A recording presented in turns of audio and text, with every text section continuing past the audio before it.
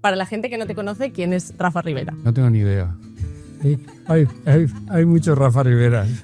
Ha sido, es y será el mejor profesor que he tenido nunca, ya se lo he dicho un montón de veces. Entonces yo aprendí también a ser arquitecto, ¿por qué no? Pero sobre todo a ser persona. Lo de ser especialista sabemos cómo se consigue. Porque hay que aprenderse el programa, sacar el título, no sé qué. Pero ¿cómo se consigue ser especial, no? Imaginaros París sin el Sena, ¿no? Londres sin el Támesis. Habría menos enamorados en el mundo, es decir, todo.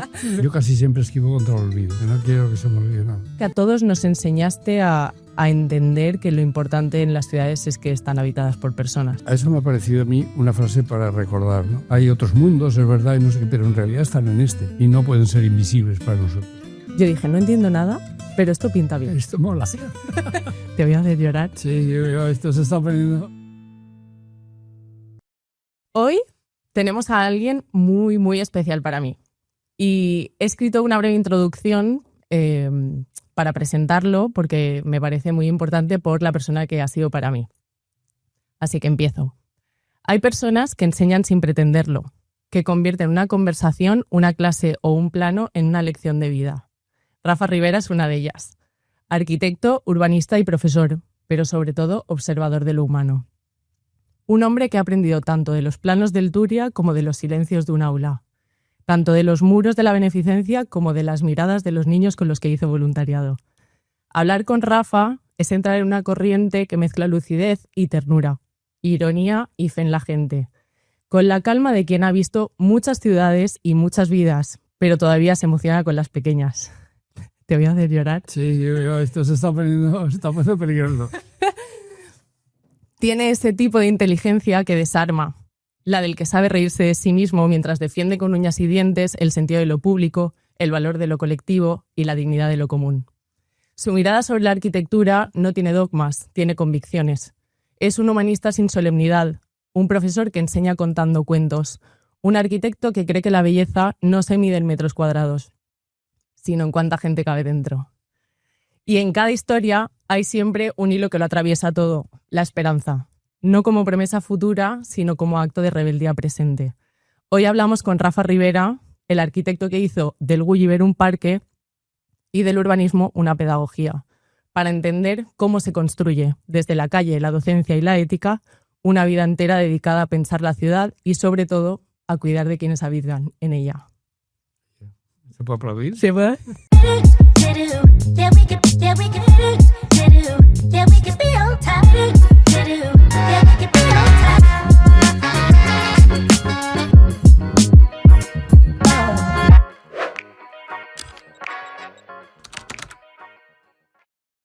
Bienvenido, Rafa. Gracias.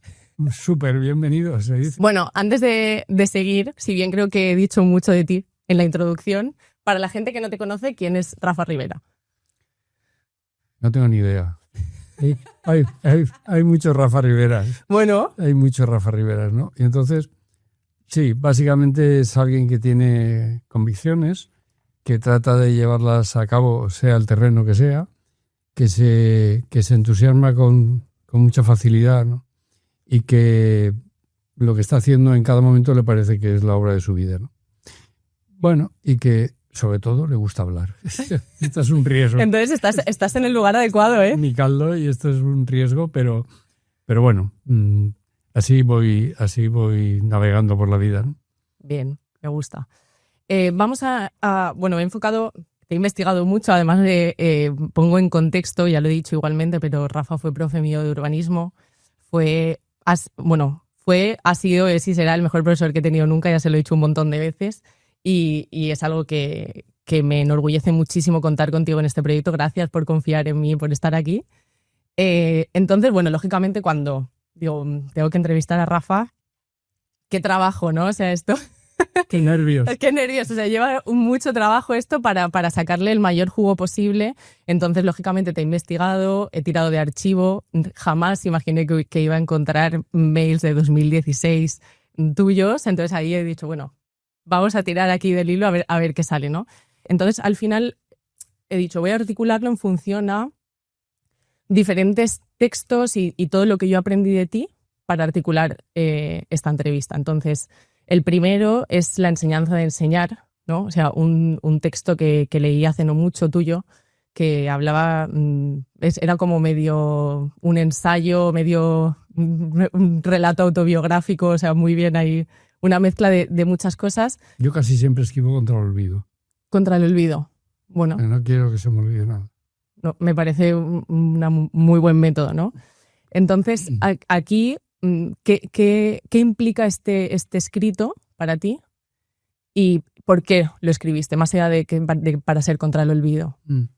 Bueno, lo escribí sobre todo para no olvidarme de lo que había supuesto. Esos fueron 10 años de voluntariado, ¿no? Uh-huh. Y bueno, fue un descubrimiento de que la vida está en todos los sitios y que había un eslogan publicitario que decía, publicitario de una agencia de viajes, que decía, hay otros mundos pero están en este. Y a eso me ha parecido a mí una frase para recordar, ¿no? Uh-huh. Hay otros mundos, es verdad, y no sé qué, pero en realidad están en este. Y no pueden ser invisibles para nosotros. Claro, era un momento en el que yo ya no tenía niños en casa, es decir, mis hijos ya habían volado. Nuestros padres se habían muerto, los de Marisol y míos. Entonces se habían acabado las responsabilidades ajenas, por así decirlo.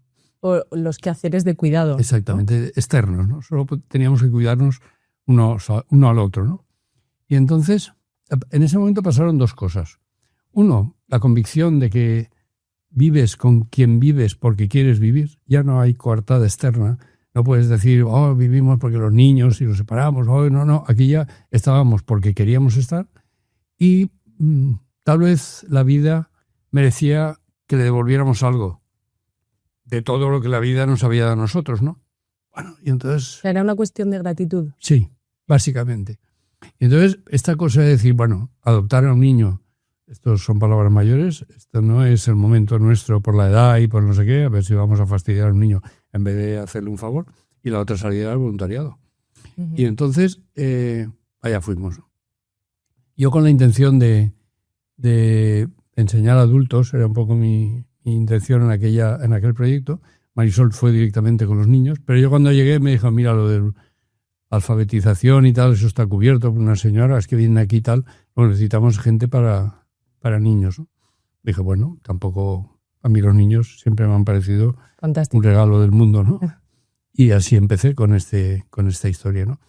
Y desde luego, claro, lo sospechas, ¿no? Pero nunca sabes de verdad que eso que dicen de que en realidad te dan más de lo que das y todo este tipo de cosas, luego resultó que era verdad, ¿no? Y que entonces yo aprendí también a ser arquitecto, ¿por qué no? Pero sobre todo a ser persona, una persona distinta de la que era antes del voluntariado. Pero es verdad que yo he ido cambiando mucho en esta vida, es decir, yo todavía leía un libro donde decía, de Chacón, la hermana de Dulce Chacón, que decía, la vida empieza muchas veces. Totalmente. Entonces eso me pareció muy interesante. A mí me pasa, ¿no? La vida ha empezado muchas veces. Ahí, a mí también. De hecho, de ahí este proyecto. Claro, por eso. Y ahí en el voluntariado empezó la vida.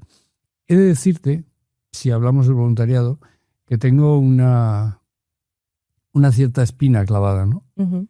Porque estos niños, sí, que siempre son los últimos de la fila, elige la fila que quieras, que ellos son los últimos. Por lo tanto, no son malos ni buenos, son supervivientes y bastante hacen con conseguir sobrevivir, ¿no? Pero son niños que con frecuencia a la directora le decían, Rafa se quedará. Porque están acostumbrados a que la gente va, hace un año de voluntariado y se va, ¿no? Y yo les dije que me quedaría. Sí. Pero cuando me fui ya no eran los mismos niños, evidentemente, porque en 10 años, imagínate, ¿no? Pero tuve una cierta sensación de abandono, porque tenía la idea de que cuando me jubilara, en vez de ir un día a la semana, iría a varios. Uh-huh. Esto era lo que yo creía que iba a pasar, pero no pasó. Porque la situación se deterioró mucho, los niños entraron en un clima como de violencia, porque el centro lo hizo mal y cambió la directiva, los profesores todos al mismo tiempo, y creo que el único que mantenía el hilo aquí era yo, y aquello hizo que los niños se revolucionaran un poco, ¿no? Y entonces me fui, porque yo no era experto en tratamiento con con niños, y esto de las familias estructuradas, que es un eufemismo, pero yo estaba allí como para ayudar, como ya lo dice la palabra, voluntario, ¿no? Pero no tenía instrumentos para abordar si un niño le tiraba unas tijeras a otro. Esto ya me sobrepasaba, ¿no? O sea, porque hablemos de esto, me parece muy interesante lo de que están o sea, que son los últimos de la fila y que están sobreviviendo. ¿Qué implica cuando un niño está sobreviviendo? Porque yo, por ejemplo, que he vivido en otros países, ¿no? Y países con contextos mucho más carenciados, te das cuenta de que los códigos son otros, ¿no? Entonces, esto era lo que entiendo que era lo que sucedía, ¿no? Y que era las herramientas que tú no tenías para abordarlo. O sea, ¿qué hacemos desde lo social? ¿O qué pasa con esta gente? Pasa mucho abandono, porque estos niños, pocos vivían con sus padres, normalmente el abuelo o la abuela, ¿no? Tenían el teléfono móvil el teléfono de la cárcel modelo, es decir, estaban en una situación difícil, complicada. No todos igual, es verdad, ¿no? Y entonces esto producía un cierto desazón. Yo volvía los lunes a casa exprimido, ¿no? Y estaba con 2 o 3 niños, porque se hacían grupos normalmente y estaba... Pero al día siguiente iba a la clase de la universidad, pues coincidía cuando estaba dando clase en la universidad, y allí tenía 30 y los llevaba con este dedo. Claro. No tenía ningún problema. Claro. Y además se lo decía, vosotros no me exprimís, aquellos 3 me exprimen. Y vosotros os falta interés por el conocimiento, ¿no? Y los otros lo que tenían era interés por la supervivencia, ¿no? Entonces, claro, los afectos son un elemento clave, ¿no? En el momento que yo me descubrí dándole un grito a un niño, dije, esto se acabó. Claro. Porque a estos les gritan todos. Claro. Pero yo no. Claro. Pero no tengo instrumentos para resolver este conflicto si no es exigiendo autoridad, ¿no? Y la autoridad hay que ganársela, uno no puede imponerla, por lo menos en educación. Ya en otros terrenos ya no me meto, ¿no? Y entonces ya pensé que era el momento de dejarlo, ¿no? ¿Y qué despertó en ti vivir esa dualidad? Porque es una dualidad muy fuerte. O sea, estar en un voluntariado así y después estar dando clases en la universidad, ¿no? Con frecuencia la clase en la universidad la empezaba con lo que había pasado el día anterior. ¿El día anterior en el voluntariado? En el voluntariado. Vale. Con mucha frecuencia. Es decir, bueno, vosotros no os dais cuenta de los privilegios que tenéis, ¿no? Vosotros tenéis la responsabilidad de aprovechar a tope esto que tenéis aquí, ¿no? Porque hay otra gente que no lo tiene, ¿no? Entonces, a caballo entre la anécdota y el mensaje profundo, entrábamos en el tema del urbanismo. Porque claro, el urbanismo, yo entiendo que los alumnos, y tú entre ellos, ¿no? Hubo una vez una alumna que me dijo, yo no estoy muy segura de si estoy aprendiendo. Cuando llevaba un mes y medio, ¿no? Decía, estaremos aquí haciendo el tonto mientras otros están, porque mis compañeros de piso hablan del aprovechamiento medio, de las alturas, y aquí no hemos dicho nada de nada todavía. Estamos aquí tocando el violón, ¿no? Y yo les decía, bueno, vamos a esperar a ver cómo se desarrolla el trimestre, vamos a ver qué sale de aquí, ¿no? Porque en el fondo yo no daba urbanismo, daba urbavida, que es otra cosa, ¿no? Es decir, claro, yo, fíjate, al urbanismo llegué del movimiento asociativo. O sea, yo cuando acabé la carrera era vicepresidente de la Federación de Asociaciones de Vecinos de la Comunidad Valenciana, entonces no se llamaba todavía así, ¿no? Porque no... Quiero decir que venía del urbanismo de la calle, de decir, a ver, ¿de qué estamos hablando? Y la Rosa, del urbanismo de participación ciudadana. De la asociación de vecinos, del combate, de la rebeldía, de la exigencia de condiciones, que luego cuando estaba estudiando decía, bueno, vamos a ver, de esto que me están hablando, ¿cómo lo va a entender? Pero déjame que haga un parón. ¿Por qué venías de ese urbanismo? Es decir, ¿qué te mueve a ti para entrar en todo esto? ¿No? Bueno, vamos a ver. Esto se remonta muy lejos, ¿eh? Bueno, o sea, aquí estamos para... No tenemos prisa. Yo era cristiano, básicamente. Vale. Entonces, nací en el centro de Valencia y ahí, sobre todo, y eso tengo que reconocerlo, el Instituto Luis Vives fue para mí la primera escuela. Vale. He tenido muchas escuelas. Muchas no tenían el título de escuela a la puerta. Eran otra cosa, ¿no? Pero... saldrán muchas escuelas a lo largo de la conversación, ¿no? Pero esta sí tenía rótulo escuela, claro. Era el Instituto Luis Vives, ¿no? Y Y allí, llegando a sexto, Ujú. quinto son 15 años, sexto son 16, ¿no? Empezaron las inquietudes. Inquietudes sociales y políticas. Yo, Franco, no sabía muy bien quién era, ¿no? Claro. Hasta que empecé a descubrirlo, ¿no? Y había una revista en el Instituto Luis Vives que se llamaba Albatros y en la cual empezamos a colaborar algunos amigos. Primero medio en broma, haciendo chistes o medio caricaturas de profesores y demás, y luego ya un poco viendo que la cosa trascendía, ¿no? Allí había más. Y había uno de los amigos que tenía dos hermanos en la cárcel, Wow. estudiantes a la universidad, que eran mayores que él. Decía, ¿cómo puede ser que este hombre es tan estupendo, ¿no? Porque claro, a mí la cárcel me parecía que era de delincuentes, Sí, no sí. podía ser otra cosa. ¿No? Y un lugar donde es casi imposible estar desde nuestra concepción. Claro, ¿no? Y entonces, pero claro, no estaban por delitos comunes, ¿no? Estaban por ideas. Y me parecía una cosa como muy rara, ¿no? Y eso, pues empecé a ver de qué iba aquello. Claro, yo era cristiano, bueno, más que cristiano, católico, y aquello, pues, la parroquia de San Martín, imagínate que estaba ahí al lado de mi casa, el cura aquel era bastante abierto, no sé qué, entonces empezamos, pues, una pequeña exposición ahí con otro amigo, de unos dibujos, de unas frases, queremos menos humo, más, fíjate en aquella época, más aire, no sé qué y tal, hasta que descubrí las comunidades de base del cristianismo, que eso era otra cosa, ¿no? Se llamaba la JEC, creo, Juventud de Estudiantes Cristianos, o Católicos, perdón. Aquí al lado, íbamos al colegio este que hay aquí al lado a dar charlas, y aquello empezó a cambiar de... Entonces, ya cuando el compromiso empezaba a ser mayor con él, pues, y llegó el momento que ya nos casamos, ¿de dónde? Pues vamos a vivir a la Malvarrosa, que es un barrio donde esto se vive de cerca, viviendo dentro, ¿no? Esa fue otra escuela. Claro. La Asociación de Vecinos de la Malvarrosa, porque bueno, me voy a la Malvarrosa. Pero ¿y tú te casas estudiando arquitectura? Sí. Vale, entonces Sí. te vas a vivir a la Malvarrosa mientras eras estudiante de arquitectura. Sí. Vale. Pero Marisol ya era enfermera. Vale.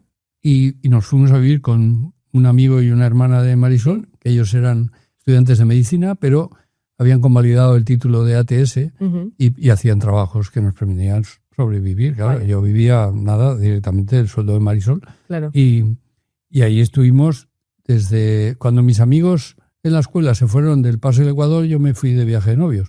Era una cosa un poco rara, yo lo entiendo.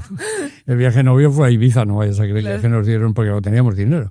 Y entonces, y allí ya en la Malvarrosa la cosa fue distinta, ¿no? Entonces la comunidad cristiana ya era una comunidad cristiana mucho más comprometida, iba a la asociación de vecinos, apareció Cristianos por el Socialismo, empezó el compromiso político, y entonces ya me di cuenta que el compromiso en esta vida era en esta, no en el más allá.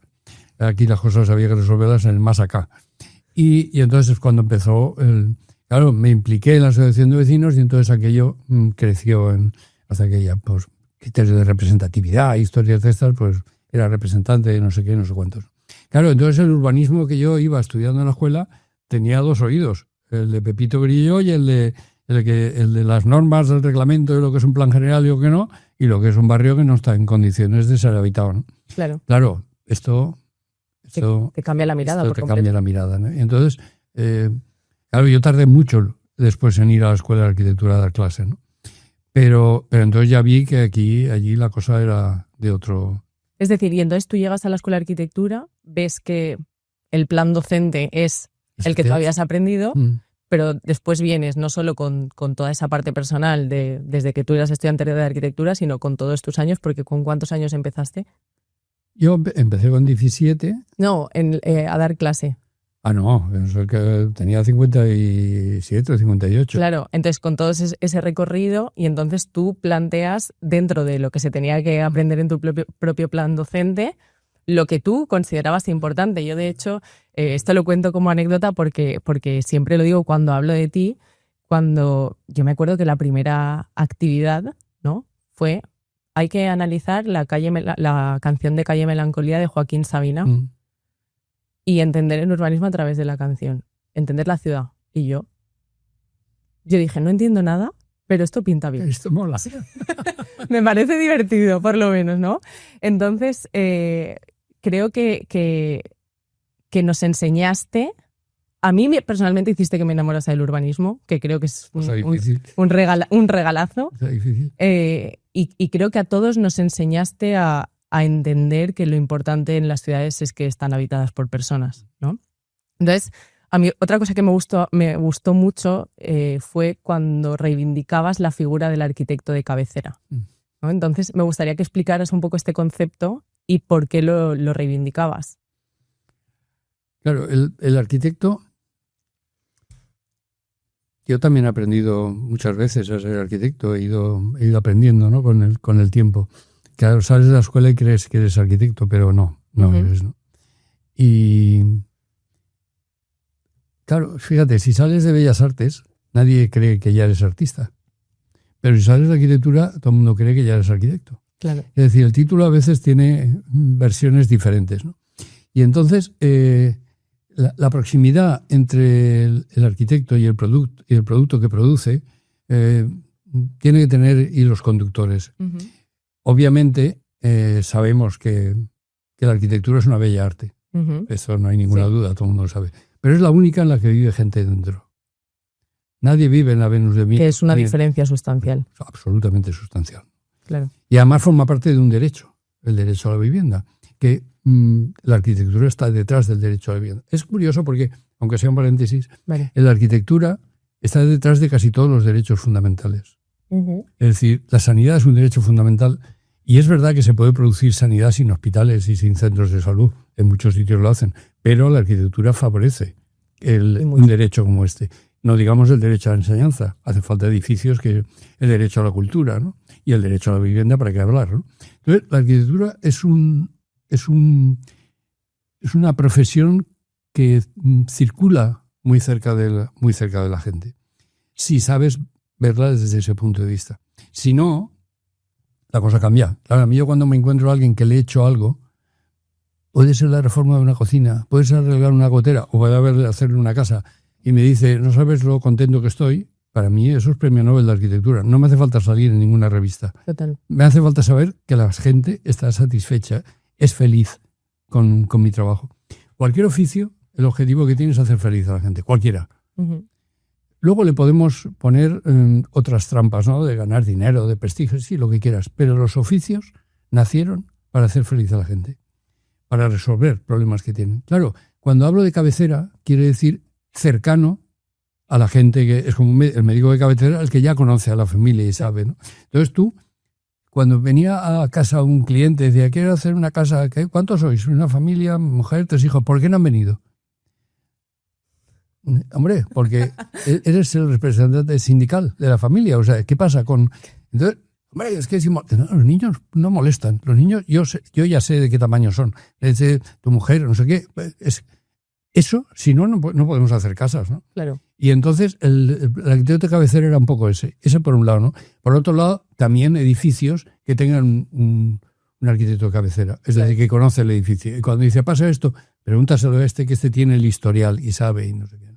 Entonces, ese era una manera de verbalizar, ¿no? De manifestar la importancia de la proximidad del arquitecto con el producto, por así decirlo. Había un arquitecto que cuando decía una vivienda, no me acuerdo el nombre, la memoria soy un poco... Pero que cuando hacía una casa decía que quería hacer una habitación más para ir él. Para ir él. Y vivir 15 días. Y decir, ya me he equivocado en la apertura de la puerta, que era mejor que abriera al revés que a esta, ¿no? Claro. Ya me he equivocado, el grifo está demasiado lejos de él, no sé qué. No. Esto solo lo puedes saber si vives allí. Claro.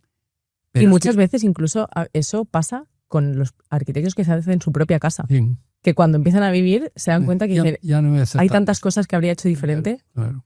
Entonces, totalmente. Yo, Rafa, una de las cosas que siempre cuento y que además es una frase que yo la leí el primer día de arquitectura, me sigue acompañando hasta hoy y es el lema del podcast, que es un arquitecto no es arquitecto si solo es arquitecto, y que el otro día comiendo juntos me dijiste que en realidad yo la había reinterpretado. Pero no pasa nada, el sentido es el mismo. Porque no es así, ¿no? Entonces... La frase real, el que solo es arquitecto, ni siquiera es arquitecto. Esa es la frase. ¿Y qué significa eso para ti? No es mía la frase, ¿eh? Ya. Y además creo que estaba aplicada a otra profesión, creo que era la medicina. El que solo médico es, ni siquiera médico es o alguna cosa así. Bueno, es que es aplicable a cualquier profesión. Claro, ¿no? Eso significa que cuando separamos la arquitectura de la vida, perdemos. Y la arquitectura la vinculamos a la vida por medio de la intersección con otras disciplinas. Claro. Entonces, necesitamos ese otro tipo de conocimiento. Porque fíjate, hacemos casas para gente cuando en realidad en la carrera no nos explican cómo es la gente. No hay psicología, sociología, no hay este tipo de... El cliente es un ente que se da por supuesto que sabes, pero yo tardé en descubrir que los sentidos son distintos los 5, unos son de proximidad, otros son de lejanía. Yo no te puedo tocar si no me tocas, pero te puedo ver sin que me veas. Y cosas de los sentidos de pronto alteran la manera en la que tú articulas esos sentidos para producir una vivienda. Una vivienda que viven otros. Que tiene tela, ¿eh? Un estadio donde juegan otros, ¿no? Un cine donde otros, que a lo mejor tú no vas a volver al cine ese, ¿no? Esto, o te acercas a lo que es la persona, el individuo, como sujeto activo de tu trabajo, o si no, podrás ganar revistas y podrás hacer lo que quieras, pero la felicidad de la gente es difícil encontrarla ahí, ¿no? Totalmente. Había una pregunta que os hacía yo al entrar en clase, que era aquello de ¿qué quieres ser? ¿Especialista o especial? ¿No? Especialista o especial. Y me hacía gracia porque siempre os asombraba. Me decía, bueno, pero esto qué, ¿por qué nos preguntas esto, no? Entonces los especialistas hacen falta. Yo si me voy a operar del corazón, quiero que el cirujano sepa muchísimo del corazón. Si no sabe dónde está Cuenca, me tienes en cuidado. Pero que quiero que sepa dónde está la aurícula derecha y la ventrícula izquierda, ¿no? Bien, eso lo tenemos claro. Pero eso no quita para que la especialidad esté arropada por ese concepto que yo llamaba especial, que quiere decir que es alguien que tiene otras intersecciones que le permiten conocer la vida, ¿no? Un día una alumna me preguntó, lo de ser especialista sabemos cómo se consigue, porque hay que aprenderse el programa, sacar el título, no sé qué, pero ¿cómo se consigue ser especial, no? Me pilló un poco a contrapié, porque yo llevaba chulito con mi frase hecha, ¿no? Y, hostia, ¿esto de qué va, no?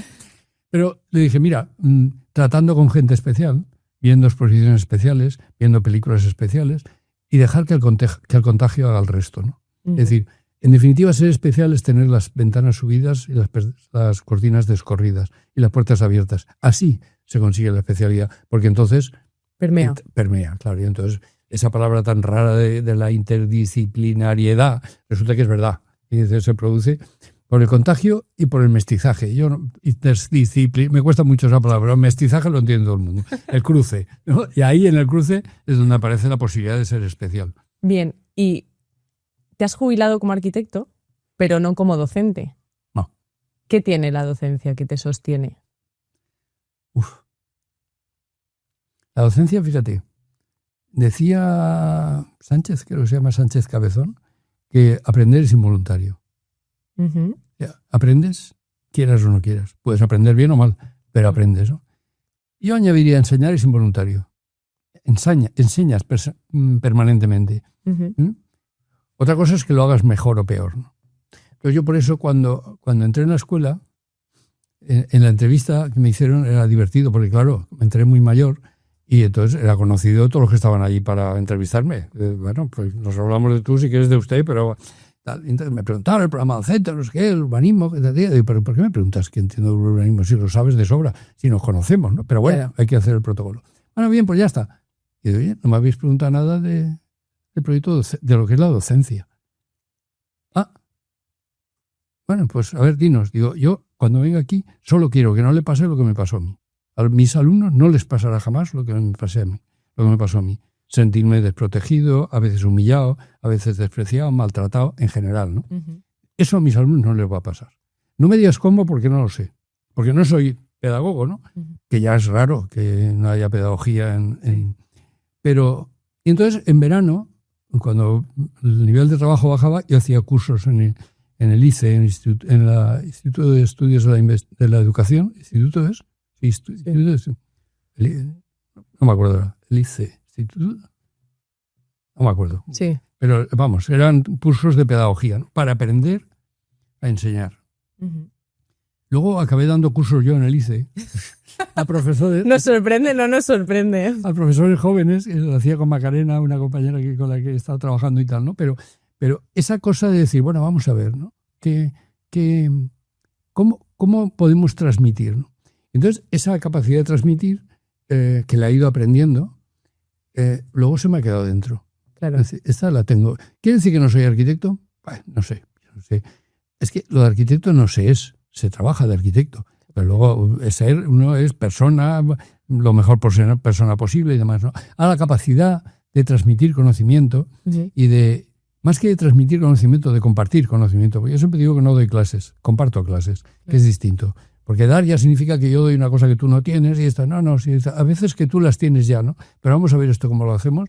Entonces, eso, la verdad es que me acompaña permanentemente. A mí eso ha sido algo que siempre me ha parecido muy interesante de ti, que es estás constantemente redefiniendo o renombrando cosas que se nombran de una manera y tú las quieres nombrar de otra. Y con el tiempo, una de las cosas que a mí me ha cambiado mucho la visión es darte cuenta, o sea, en este caso darme cuenta de cómo el lenguaje construye realidades, ¿no? Entonces, me parece muy potente esto que haces, ¿no? De decir, no, yo no doy clase, yo comparto clase, porque te posiciona en un lugar completamente diferente, ¿no? Entonces, por cerrar como el bloque de educación, aunque seguro que vuelve a salir, es, ¿qué le dirías hoy a alguien que enseña sobre la capacidad de transformación que tiene la enseñanza y sobre lo que te apetezca, sobre lo que consideres importante? Mira, yo cuando hablo con un niño siempre me agacho. No les hablo desde arriba. Ya cada vez me cuesta más levantarme, agachar es más fácil, pero ya un día me quedaré con el niño abajo, ¿no? Es decir, esto hay que hablar de tú a tú. Hay que hablar al mismo nivel, ¿no? Hay que explicar. Hay muchas cosas, habría que decir muchas cosas. A mí me encantan las asignaturas invisibles, las que no están en los programas docentes, ¿no? ¿Cuáles son? Se podría hacer una carrera de ello, ¿no? Una carrera de asignaturas invisibles. Sí. La podemos hacer. Una vez lo intenté, ¿no? Con una cosa que llamé escuela paralela y fracasó. Pero bueno, no debía ser el momento, no lo planteé bien, con otros amigos y demás, ¿no? Pero, por ejemplo, humildad. Esta es una asignatura que debería ser troncal. No apruebas humildad de segundo si no has aprobado humildad de primero. así, ¿no? Es decir, esto es imprescindible, ¿no? La capacidad de ponerte a la altura del otro, la empatía, ¿no?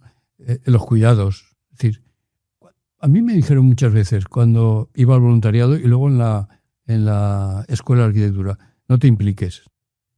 Esto tú resérvate. Si no, te van a comer el terreno, los niños te suben encima, que se me subían. Claro. Y los alumnos te tomarán el pelo y tal. Yo tenía mis dudas. Luego he leído muchas veces que enseñar es amar. Y yo digo, pues yo tenía razón, y no los que decían que no me implicara, ¿no? Claro. Entonces, ¿corres riesgo? Sí. Me importa poco. Claro. Yo este curso, os decía, yo lo aprobé. Mi problema no es que lo apruebe yo, mi problema es que lo aprobéis vosotros, ¿no? Claro. Entonces, si uno viene y me engaña y dice, es que he tenido... No necesito coartada, ¿no? Pues tú verás, pero esto es lo que te va a hacer falta, ¿no? Entonces, estas asignaturas, la ética, para que hablar de la ética, ¿no? Es decir, hay una cosa que yo no entiendo, y ya no sé si he renunciado a entenderlo o no, que lo que llamamos la literaria, ¿no? La Universidad de Valencia tenga una cátedra de ética y la Politécnica no. Esto no tiene explicación. No, ninguna. Ninguna. Y supongo que parte de la idea estrafalaria de que la ética es aséptica. La técnica es aséptica, ¿no? Es una técnica, pero ya está demostrado que no es así. Claro. Y entonces, la ética debería ser pero no una sustituta de la religión para que metas al patio unos... No. Ética de primera, otra vez ética de segunda y a ver qué pasa, ¿no? Y tiene que haber un catedrático de ética. Porque, claro. Y eso... Entonces, estas asignaturas, que son invisibles, son imprescindibles. Y como no están en el programa docente, las tienes que poner tú, gratis. Y dices, bueno, claro. Bien, pues es que es así, ¿no? Entonces, no puedes evitar no puedes no enseñar aquello que ellos van a necesitar. Claro.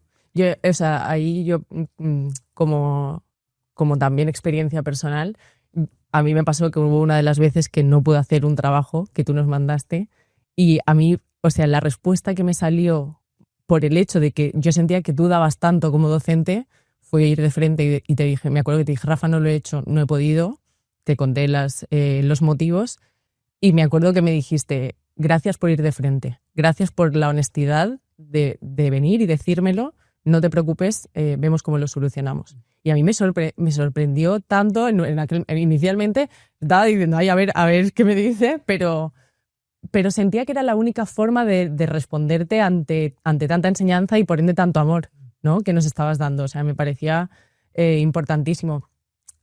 Quiero pasar a tu texto Hágase y así se hizo, ¿no? Para hablar de la arquitectura como hecho colectivo y como aprendizaje permanente. Entonces, bueno, o sea, aquí tú has hecho como obras, ¿no?, muy reconocidas en Valencia, como es el Gulliver, la rehabilitación de la beneficencia, y siempre una de las cosas que a mí más me ha llamado la atención es que nunca en clase nos hablaste del resultado, nunca, y siempre del proceso. ¿Por qué esto? Hombre, porque es que lo que hay que aprender es el proceso, no el resultado, porque el resultado lo pondréis cada uno de vosotros desde vuestro punto de vista o vuestra perspectiva, ¿no?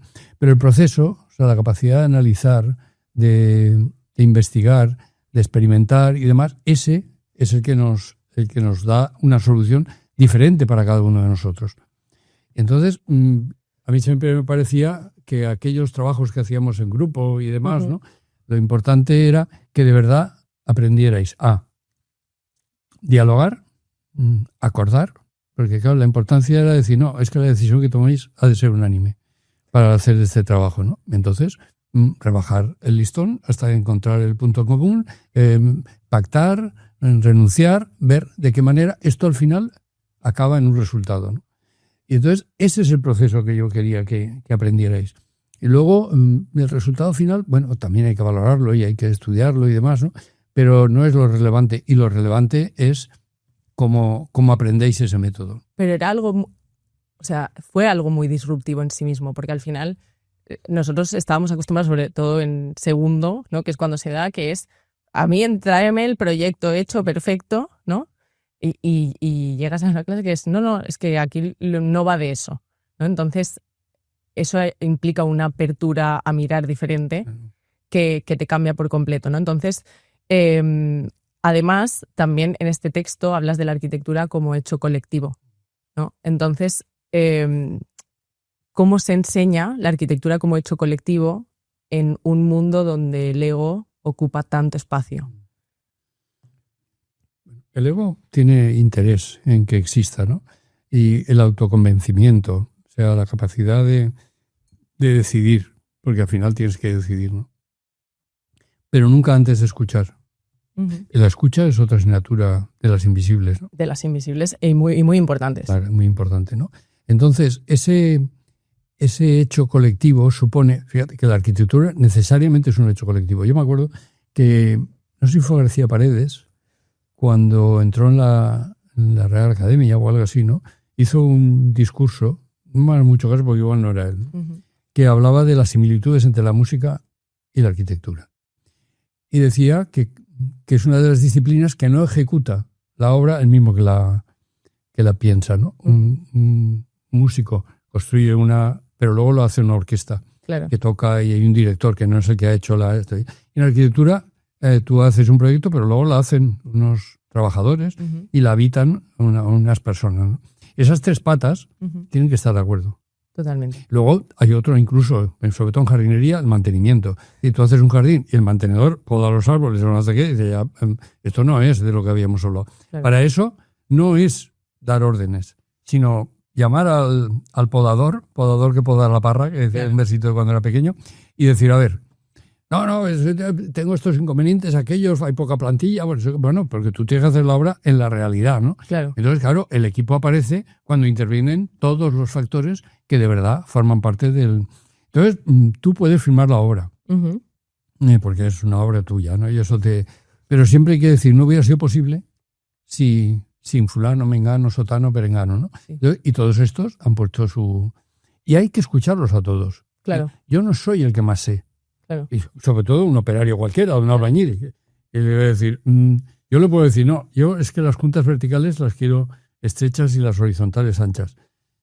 Y él decir, ya por aquí se colará el agua, por las verticales. Me tienes que dejar por lo menos que quepa pasta. No me las pongas a hueso, porque para eso hace falta un ladrillo perfecto y ese no está. Y le escuchas y dice, tienes razón. Claro.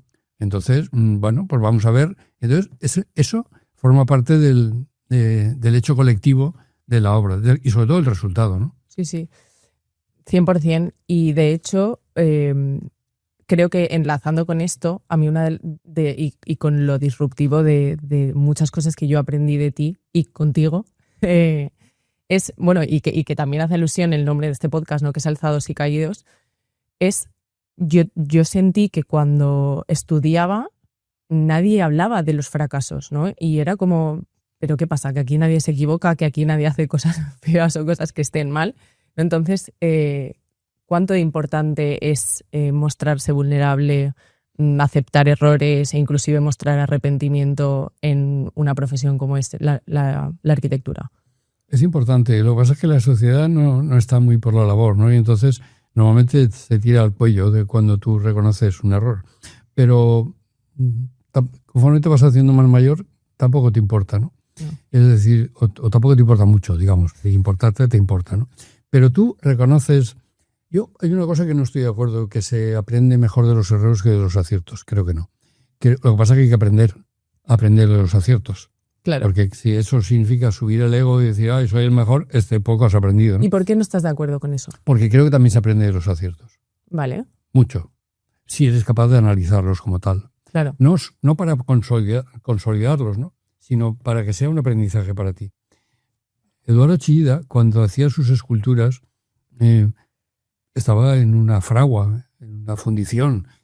Él vestido de fundidor, con guantes y doblándolas, tal, y no sé qué.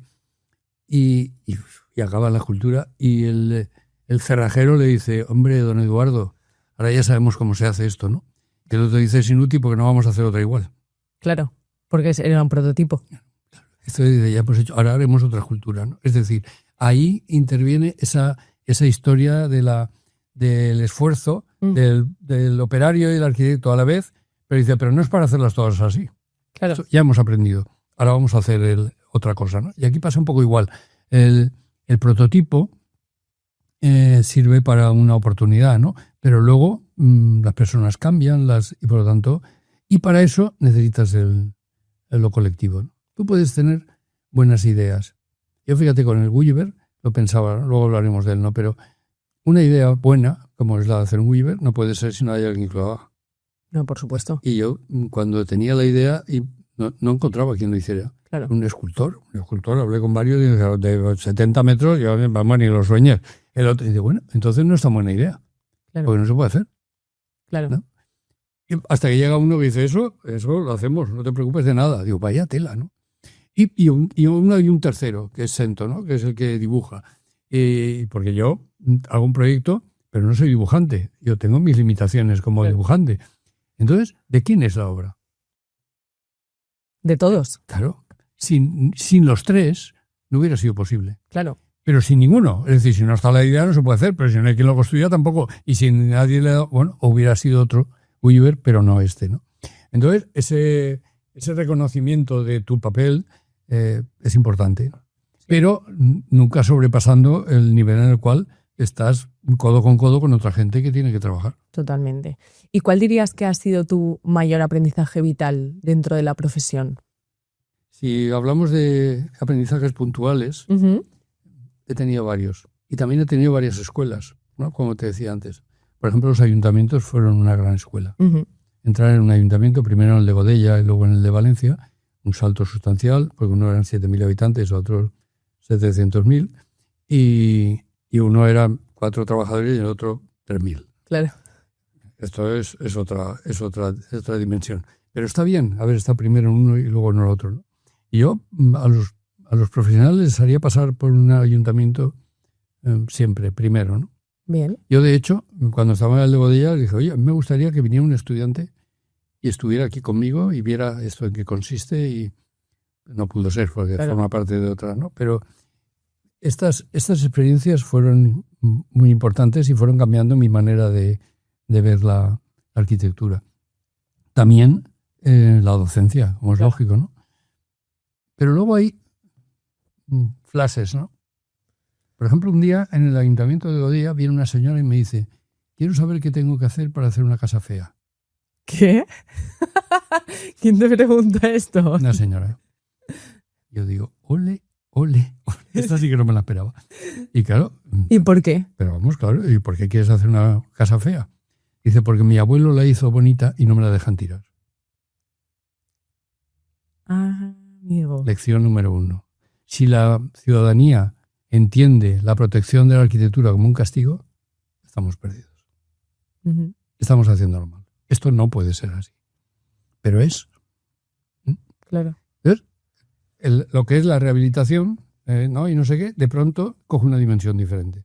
Y dice, vamos a ver si esta señora... Claro, de pronto no hay una alineación de expectativas entre lo que nosotros entendemos como una rehabilitación con lo que entiende la ciudadanía. Claro. Es un problemón. Es un problemón. Y entonces pasa cuando alguien se deja las ventanas abiertas de la casa porque dice, a mí me han protegido, pero que vengan y lo cuidan ellos. O cuando la reparación de una casa cuesta muchísimo dinero porque es muy bonita, vamos a poner esto entrecomillado.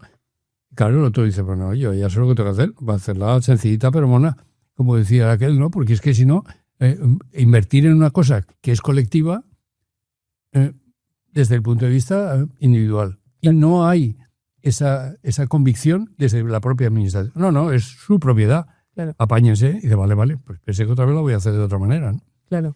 Y eso desde el punto de vista. Y otra, aquel que va a pintar la casa y habla con el vecino de enfrente y le dice, ¿qué color quieres que la pinte?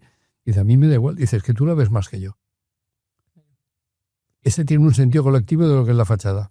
Dice, yo salgo de la puerta, me voy por la acera y no veo la fachada de mi casa. Y tú estás todo el día en el balcón y te vas a tragar el marrón del color que yo ponga. Dime qué quieres. Espectacular. Claro. Es decir, bueno, aquí hay en 2 frases hay 2 aprendizajes multiplicadores. Dice, bueno, entonces la fachada tiene un componente colectivo. Claro. Importante. Muy importante. Por lo tanto, la responsabilidad debería ser colectiva. Uh-huh. Es decir, bueno, y eso propiciaría que la gente se preocupara de cuidar, de no sé qué, porque están apoyados por la colectividad. Porque vas por la calle de La Paz y dices, qué bonitas son las casas, y dices, pues las pagan ellos. Claro. Sí, que eso pasa también en Xàtiva. Eso pasa en casi todos los lados, ¿no? Entonces, esas cosas de decir, bueno, el sentido de lo colectivo, el sentido de la responsabilidad cuando haces una obra, todo esto va matizando la manera de aprendizajes, ¿no? Uh-huh. Basado en anécdotas, pero aprendizajes. Entonces, esos dirías que han sido los aprendizajes en lo vital. Están en los ayuntamientos, están en las asociaciones de vecinos. Porque claro, esto te pasa cuando estás en un ayuntamiento. Una señora te viene a decir que quiere hacer una casa fea porque estás aquí de un municipal. Eso se lo voy a arrear yo a que es el que... Y tú te quedas muerto y dices, a ver, en fin. Pero luego vas al alcalde y dices, oye, alcalde, aquí hemos de hacer algo. Porque si queremos proteger los edificios, tienen que estar exentos de licencia, tienen que tener una subvención por haber abordado la no sé qué. Eso a la gente les va a tranquilizar a la hora de abordar su casa. Y si no querrán hacerla fea... Claro. Y será un problema también para la construcción. Será un pueblo horroroso. Claro. Barato y que todo el mundo sabe, pero horroroso. Entonces, a ver cómo nos lo comemos esto, ¿no? Claro. Bien, quiero ahora pasar a la parte del juego, de la escala y de un proyecto muy importante que fue, ¿no? O sea, como fue el Gulliver. Entonces, antes de hablar del Gulliver, me gustaría hablar para la gente de Valencia que no conozca, o sea, un enclave como es el cauce del río, por qué sucede, que eso me gustaría que lo contaras, y después pasamos al Gulliver. Eso es la prehistoria. Bueno, o sea, pero es que yo de esto aprendí mucho contigo también. ¿Cuándo entró Valencia en la modernidad? Uh-huh. La respuesta que suele darse es con la Ciudad de las Ciencias, que fue una arquitectura que... Pero de verdad, Valencia entró en la modernidad de la mano de su ciudadanía, no de los profesionales. ¿A qué te refieres con esto? Que empezó con el Saler per al Poble y después con el Llit del Túries Nostre y el Bolenberg. Esas 2 campañas que figurarán en los anales de la historia del urbanismo desde la iniciativa popular fueron capaces desde la ciudadanía derrotar, entre comillas, ¿no?, al poder que tenía otros planes. Bien. Entonces empezó con el Saler, ¿no? Con el Saler, cuando hay un parque natural parecido al Mar Menor, ¿no? Sí. Que tuvo otro tratamiento, ¿no? Sí. Y de pronto el poder cree que esto es una riqueza desperdiciada porque es para los valencianos y eso parece poco, y que ahí se puede hacer un resort fantástico, que eso será la bomba, ¿no? Una playa, un lago, puerto artificial, esto va a ser la bomba, ¿no? Claro. Y empieza. Y hay muchos bloques ahora, ¿no? Hasta que alguien dice, oye, pero aquí nos vamos a cargar en este caso fue Rodríguez de la Fuente, con un programa, dice, en Valencia allí se cargan los pinos y hacen lo que les da la gana y tal, ¿no? Y el eslogan era, por cada pino que cortemos plantaremos 1000. Y Rodríguez de la Fuente dice, se morirán 1000, porque como van a quitar la duna es la que protege al pino del aire marino, da igual, que como si plantan 5000, Claro. como quiten las dunas, Los y eso pinos se empezó a pasar, ¿no? Y entonces la ciudadanía Se levantó. puso en pie de guerra. Una ciudadanía, ¿Qué año era esto? esto estamos hablando de los años 70, Y ahí se pone en pie la ciudadanía. se pone en pie la ciudadanía, con un conocimiento de lo que es la ecología Nulo. muy plano, ¿no? Es decir, porque no existía prácticamente, ¿no? Pero con la convicción de que aquello era patrimonio de la ciudadanía y que no se podía vender así como así, ¿no? Claro. Y se paró. Se quedó a medias y luego se ha recuperado el parque natural y demás, ¿no? Pero eso fue, en realidad, volvió a ser una escuela, un aprendizaje, una academia, ¿no? Cuando llegó lo del cauce del Turia, que venía, pues ya sabes, la riada del 57, desastre de ciudad, entonces el criterio del poder, que siempre era muerto el perro, se acabó la rabia, lo que hay que hacer es quitar el río. Claro. Ya no habrá más inundaciones. Y todo esto, en realidad, o sea, como para explicar un poco más, es Valencia se genera en torno a un río como se generaba en las ciudades, ¿no? Entonces, después este río se desbordaba a menudo, ¿no? Más o menos. Entonces, precisamente por eso es que el poder decide que tienen que redirigirlo. Claro. Bueno, es que en realidad Valencia Sí. nace en el meandro que tiene el Turia. El Turia, claro, los ríos mediterráneos ya estudiábamos cuando éramos pequeños que eran cortos y torrenciales, ¿no? Claro. Y tormentosos. Cortos era la palabra, ¿no? ¿Por qué? Porque están cerca de la cadena ibérica y luego viene una planicie, por así decir, esquematizando, ¿no? Claro. Claro, el río viene fuerte y cuando llega a la planicie se desparrama hacia los deltas y los meandros. Y el Turia tenía 2 meandros en medio de los cuales los romanos fundaron la ciudad. Claro. Claro, porque querían agua, básicamente. Claro. Y Valencia no es que nazca espaldas al mar, es que les tenía miedo, porque ahí venían los piratas. Claro. Entonces no eran bromas, desde aquí hay que ponerse a una cierta distancia. Luego los romanos desecaron el arco sur del río y la almendra, que se llama del centro histórico, está cobijada, pegadita a esa curva que hace el Turia y ahí nació, ¿no? Uh-huh. Claro, el río son cortos y tormentosos, claro. Cuando llueve mucho, el agua se sale y ocupa la planicie y la ciudad sufre. Claro. Y ha sufrido diversas. La pasada del 57 fue muy potente, entonces el poder decidió que a lo mejor era sacar el río fuera. Uh-huh. Claro, una ciudad fluvial que le quitan el río, pues le has quitado la esencia. su esencia, ¿no? Claro. Y además el río forma parte de la forma de habitar la ciudad. De la idiosincrasia de Claro. la ciudad, por así decirlo, ¿no? Y yo el otro día que hicimos una visita y hablábamos de esto, ¿no? Imaginaros el Sena, París sin el Sena, ¿no? O Londres sin el Támesis. Habría menos enamorados en el mundo, es decir, todo funcionaría peor. Claro, ¿dónde vamos a hacer picnic? Claro, ¿qué vamos a hacer? Pero aquí el río se fue fuera. Y entonces toda la alternativa que el poder imagina para esa franja para ese cauce seco. Para ese cauce seco de 10 kilómetros de largo y 150, 180 metros de ancho variable y tal, es hacer una autopista. Porque entonces posibilita que desde Madrid lleguen al puerto de inmediato, esos progresos, cuando más carriles, más poderío económico y demás, y todo el mundo está orgullosísimo de sus autopistas. Y esto era porque en aquel momento había un auge como del automóvil, ¿no? También. Claro. Entonces Madrid y Barcelona disputaban a ver quién matriculaba más coches. Entonces era aquello de a ver si hace un truco y los de allí matriculan aquí, porque era símbolo del poder, ¿no? Claro. Del poder miope, porque no todo el mundo pensaba lo mismo, pero bueno, era el poder, ¿no? Total. Y aquí volvió a pasar, ya sabíamos el método con lo del Saler per al Poble, ¿no? Y entonces Y ahí yo ya despuntaba. Estamos hablando, en el 57 en La Riada yo tenía 6 años. En los años 70 tenía 20. Ujú. Yo estaba ya en la escuela, había acabado de salir, no sé, estaba por ahí, ¿no? Pero era sentido común. Claro. Por lo menos en mi caso no era conocimiento de la biología y del no sé qué. Claro. Y eran, Pero el sentido común es el menos común de todos los Entonces sentidos. planteó una exposición donde se veían la relación de metros cuadrados por habitante que tenían las grandes ciudades, y Valencia estaba en el 0, no sé cuánto. Pero aún con el cauce, aún no llegábamos al... Y aquella exposición en el colegio tuvo mucha repercusión, ¿no? Datos para una decisión colectiva, o algo así se llamaba.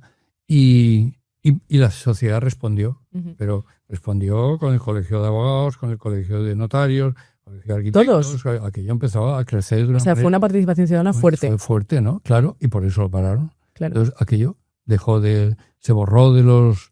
Pero pueden consultar cualquiera en internet y ver que las Torres Serrano era una rotonda por donde giraban la autopista para cambiar el sentido y ese tipo de cosas, ¿no? Una cosa espectacular, ¿no? Y entonces apareció el Jardín del Turia. Claro, el Jardín del Turia, ahí vuelvo a lo de antes, ahí llegó la modernidad, porque una ciudad que tiene un parque lineal de 10 kilómetros, no hay otra. No hay otra, ¿no? No. Y además un parque... De hecho, es el más largo de Europa. Claro, porque además es absolutamente democrático, porque va regando a muchas partes de la ciudad. Todos a 10 minutos, un cuarto de hora tienes el Parque del Turia. Claro. Porque no es un Central Park o un High Park que está ahí metido y tienes que ir, ¿no? Aquí es el parque al que va a la ciudad. No tienen que ir los ciudadanos al parque, ¿no? Y entonces, ahora, con el paso del tiempo, pues ha resultado que es la gran transformación de Valencia en una ciudad moderna fue la conciencia de la ciudadanía que impidió que el poder hiciera sus planes. Claro. Mientras el poder tenía sus planes, la ciudadanía pensaba en otra cosa. Y milagrosamente ganó. ¿Y cómo fue entonces el hecho de...? Porque claro, al final dicen, vale, lo hacemos verde, pero proyectar 10 kilómetros, Claro.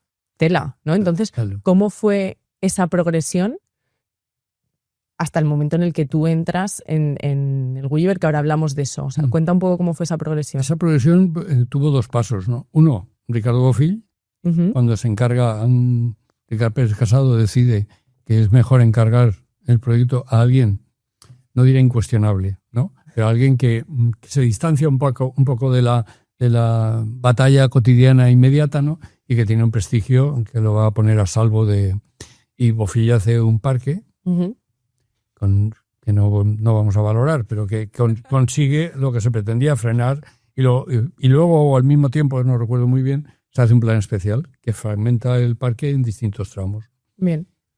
Que es muy criticado, ¿no? El decir, bueno, es que hacer un parque por tramos, tío, es que estamos hablando de 10 kilómetros. Claro. No se puede hacer un parque de una tacada de ese calibre. No. No hay presupuesto en el mundo, y además empiezas ahí, para cuando llegas aquí ya has cambiado de criterio del parque, es decir, porque la vida pasa, ¿no?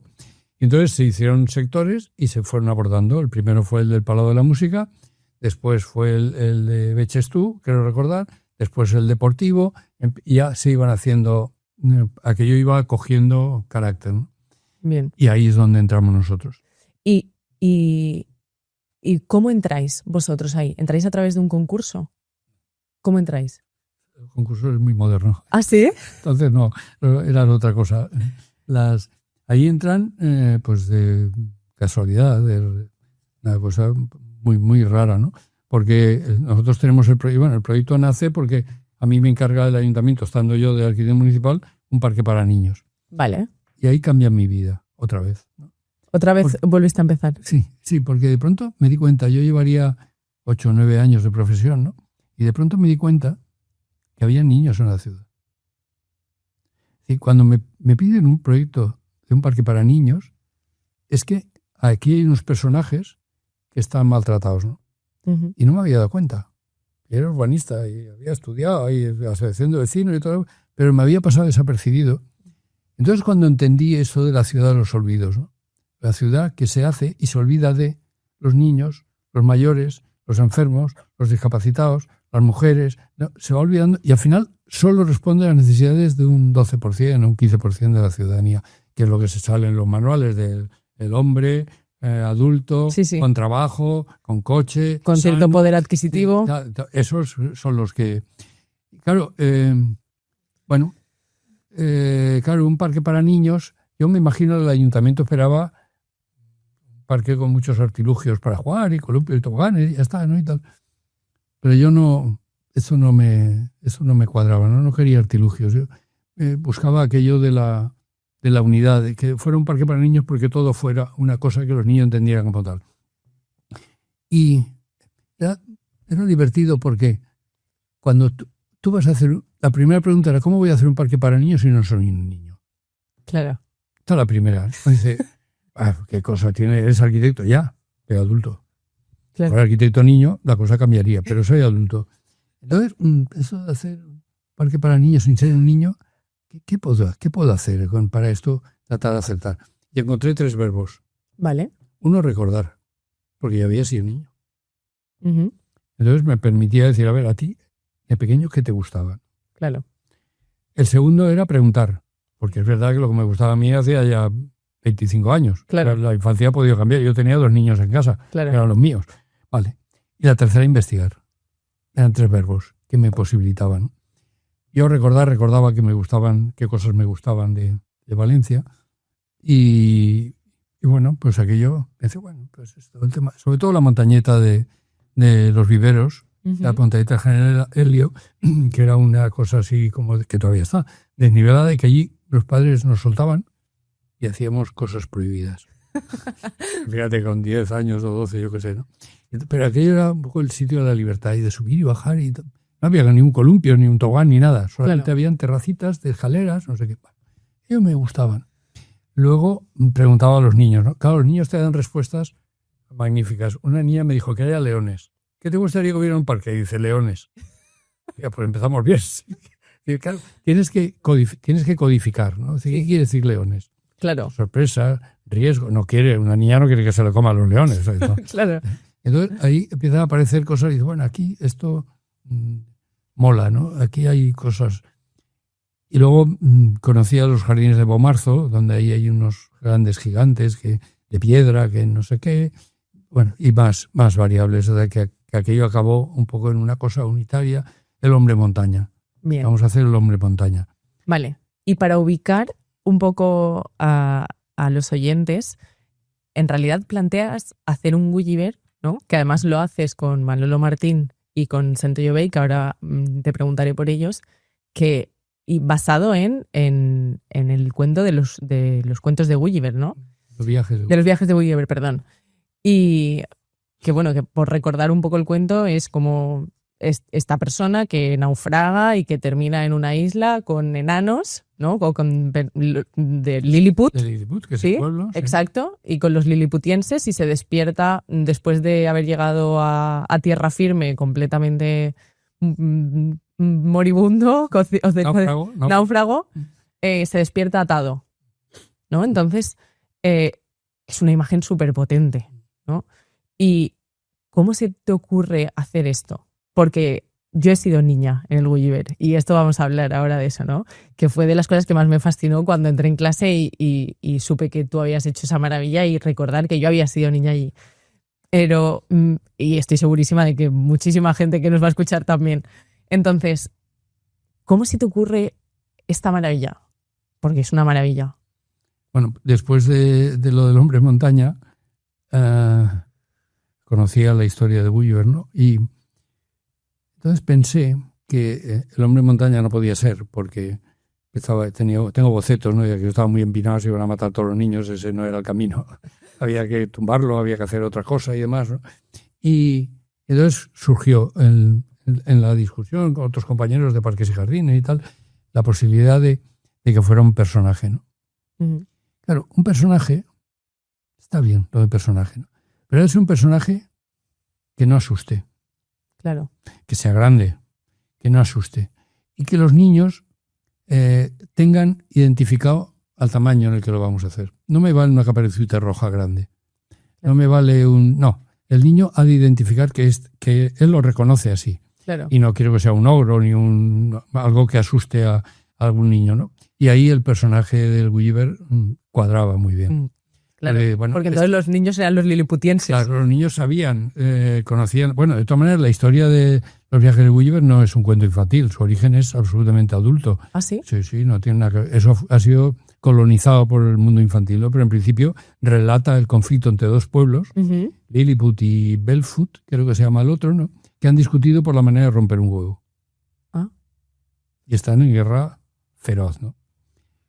Esta estupidez de estar en guerra porque cada uno rompe el huevo de una manera era la caricatura que utilizaba Swiss para denunciar la estupidez humana y lo inútil de la guerra y de que, o sea, que era una crítica feroz a la sociedad y a la manera de resolver los problemas, ¿no?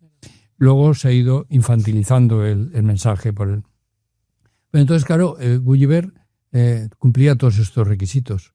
Los niños reconocían ese tamaño, no asustaba a nadie, sería una figura susceptible de hacerse amiga de los niños, claro. Ella, sin necesidad de... Y luego además tenía una vestimenta muy atractiva para todo lo que nosotros queríamos, ¿no? Claro. Entonces aquello pues podía funcionar así y así empezamos a trabajarlo. Pero claro, empezamos a trabajarlo y dice, bueno, bien, esto vamos a responder al ayuntamiento que sí que vamos a hacer esto. Pero yo no puedo responder al ayuntamiento que vamos a hacer esto si está seguro que se va a poder hacer. Claro. Es cuando empezamos los escultores con él y cuando intervino Manolo Martín, ¿no? Entonces, claro, Manolo Martín quedaría para una sesión solo. Solo para hablar de él. Solo para hablar de él. Muchas veces hablaste de él en clase. ¿Quién fue? Pues Manolo Martín era un personaje, yo lo conocí ahí, ¿no? Y lo conocí porque un amigo, yo entonces, allá donde iba hablaba de este proyecto que no sabía cómo sacármelo de las manos, ¿no? Y un amigo me dijo, eso solo puede hacer un fallero. Y yo dije, pues estamos listos. Porque mi relación con el mundo fallero ha sido muy alternativo, ¿no? Ha pasado del amor al odio con mucha facilidad. Y en ese momento creo que estaba en el odio. Y dije, pues entonces, si solo puede hacer un fallero, ya te digo yo que no va a haber Gulliver, porque vamos, yo no voy a meter en esta historia con un... Y entonces fueron dos frases. La primera, esto solo puede hacer un fallero. Y la segunda, yo conozco un fallero que no es un fallero. Esto es una frase que sí, yo lo quiero conocer. Claro. Esto me has dejado descolocado, ¿no? Claro. Y ahí me lo cité y vino. Era un tipo pequeño, vestido moderno, con mejillas sonrosadas, simpático y con una mano áspera. Digo, este trabaja. Claro. Fue la primera, ¿no? Y le conté de qué estábamos hablando. Inmediatamente me adelantó por la derecha. Dijo, no, pero sí, esto, no busques a nadie más. Esto lo hacemos nosotros. El nosotros, que es un plural, yo no sabía a quién se refería, si era él y yo, o él y su tribu de presas, no sé qué. Pero dijo, vale, pues lo vamos a hacer. Y ya a los 2 o 3 días vino con otros dibujos ya de gente que trabajaba con él. Demasiado artilugio. Le dije, Manolo, es que yo no quiero artilugios, ¿eh? A mí que la camisa se sube y se baja porque pisan por ahí y suena un cascabel y no sé qué, todo esto no me interesa demasiado. Estoy pensando en otra cosa. Pero vamos a tramitar esto y presentarlo al ayuntamiento. Aquello que se llamaba, ¿cómo se llamaba esto? Memoria valorada, que es una especie de previa, ¿no? Pero el ayuntamiento casi se muere. Le dice, vamos a ver, pero si hemos dicho una zona infantil, nos trae una cosa que ha de hacer un fallero, que no sabemos lo que vale, que no sabemos lo que tardará, ni hablar. Eliminado, nada. Claro. Lo dejamos sobre la mesa, bajo la mesa, o sobre o bajo, no sé cómo se dice. Y uno dijo, ni sobre ni bajo, esto se lo devolvemos y decimos que no es lo que queremos. Y volvió. Y se acabó el Gulliver. Este fue el primer recorrido del Gulliver. Pero yo al cabo de eso sería el año 85. O sea que yo tenía 35. Tengo una ventaja que nací en el 50, entonces fácil. La suma para sacar los años la tengo fácil, ¿no? Y yo en el 87 me fui al ayuntamiento. Todo el grupo que estábamos ahí trabajando, ya aquello se transformó en una batalla muy grande. Ya, bueno, no, eso sería otro capítulo largo, ¿no? Entonces yo siempre cuento, aunque es un poco ficticio, pero ¿sabes estas películas cuando un delincuente sale de la cárcel y le está esperando otro con un coche un poco bollado, un poco de polvo en el suelo y tal? Se dan la mano, abre la puerta y nada más arranca, ya le está proponiendo un nuevo delito. Sí. Pues este fue Manolo. Estaba esperándome en la puerta y le dijo, bueno, ahora el Gulliver, el ayuntamiento no lo ha querido, ahora es nuestro. Vamos a hacerlo. O sea, él estaba convencido. Y yo... Detrás. Dije, no vamos a brindar. Vale. Vamos a darnos un abrazo. Y es que sí, adelante. Bien. Pero... tengo un problema. ¿Qué problema? Manolo es especialista en deshacer problemas. Era especialista en deshacer problemas. Digo, mira, Manolo, tú no sabes dibujar. Yo tampoco. Los dibujos que hemos mantenido hasta ahora han valido para explicar la idea. Pero yo quiero un Gulliver diferente.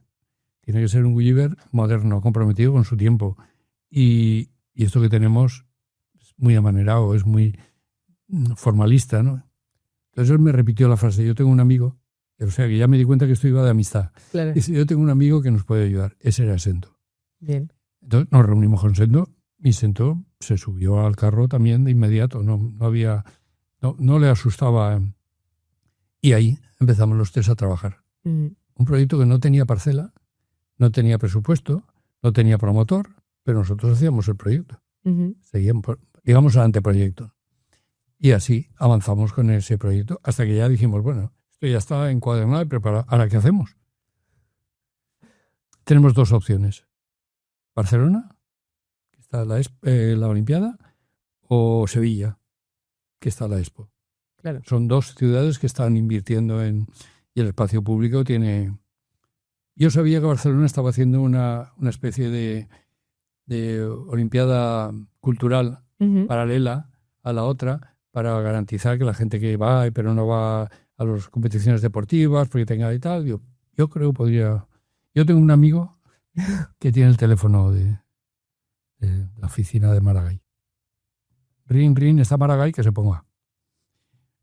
Sí, veniros. Ya nos fuimos a Barcelona los tres. A presentar el Gulliver. Aquellos dijeron, vale, vamos a buscar una ubicación.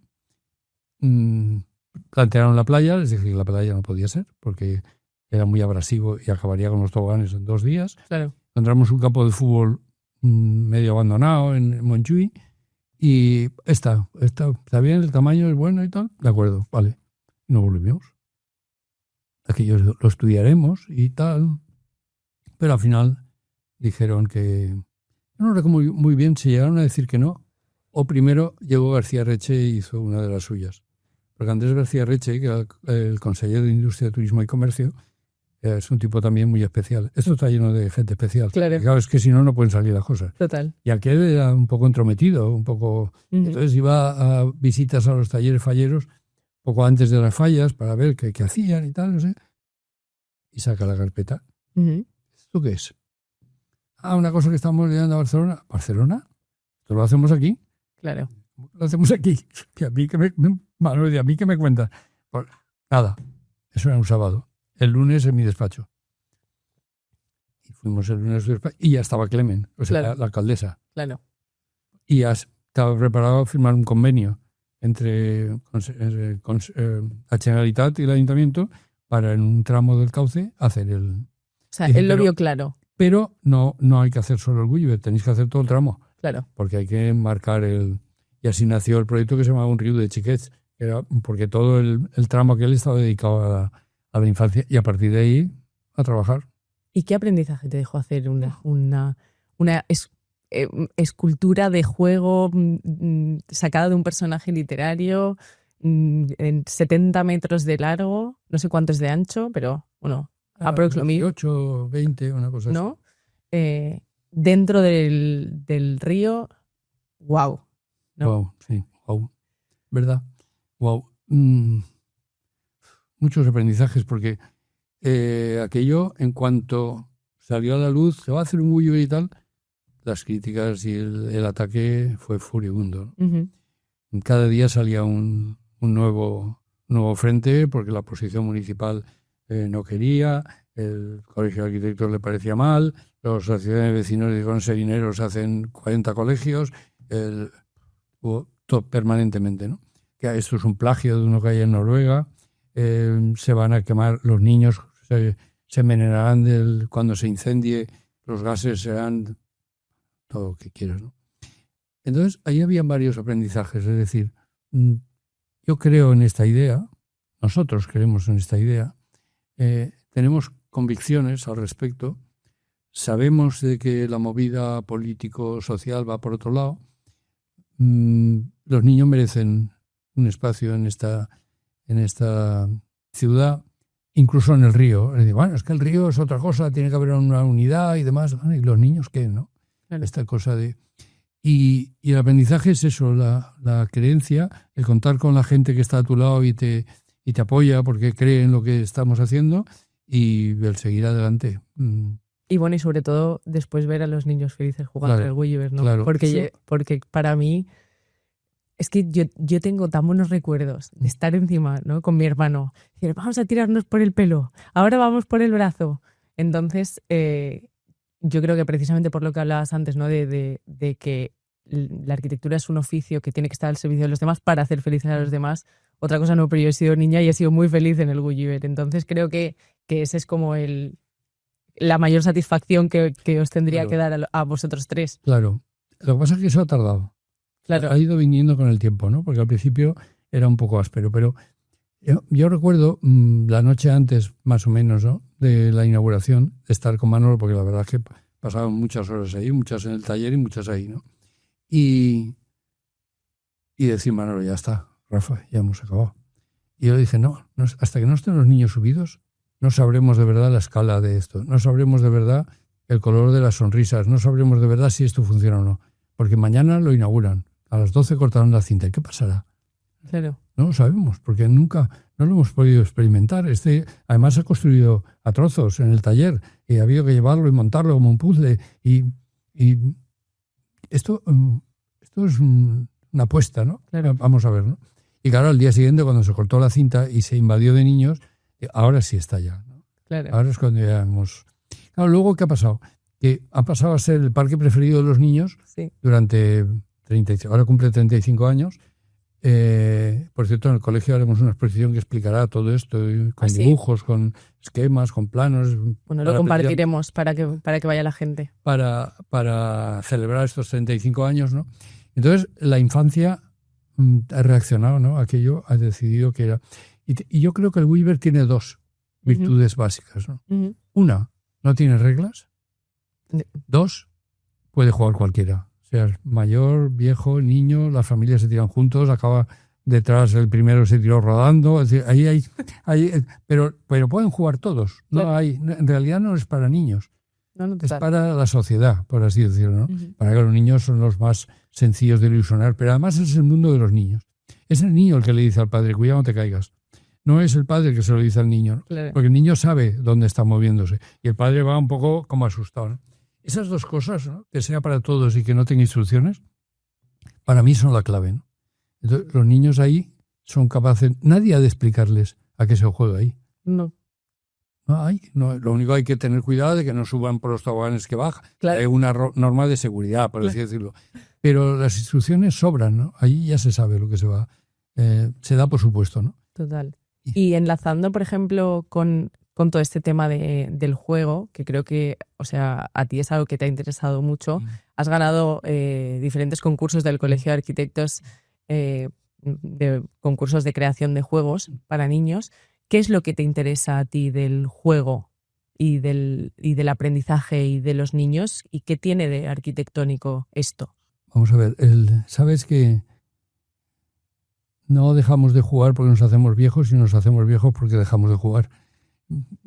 Y esta es el juego va intrínsecamente unido a la condición humana, a la capacidad de divertirse, de compartir. Un juego de mesa, un juego de calle, un juego de lo que sea, ¿no? Esto para mí es jugar, este proyecto. Sí, es que es una manera de jugar, ¿no? Y además conviene, ahí tendríamos que hablar de muchas cosas. Conviene distinguir lo que es el juego de lo que es la competición. Son cosas distintas, ¿no? Y estamos demasiado metidos en el tema de la competición. A mí una cosa de la enseñanza que no hemos hablado es la terminología. Que a los alumnos se les diga has adquirido competencias, me parece un término malo. Igual que tengan créditos. Cuando son asignaturas que... Entonces, aparece una terminología que es, a mí creo que convendría...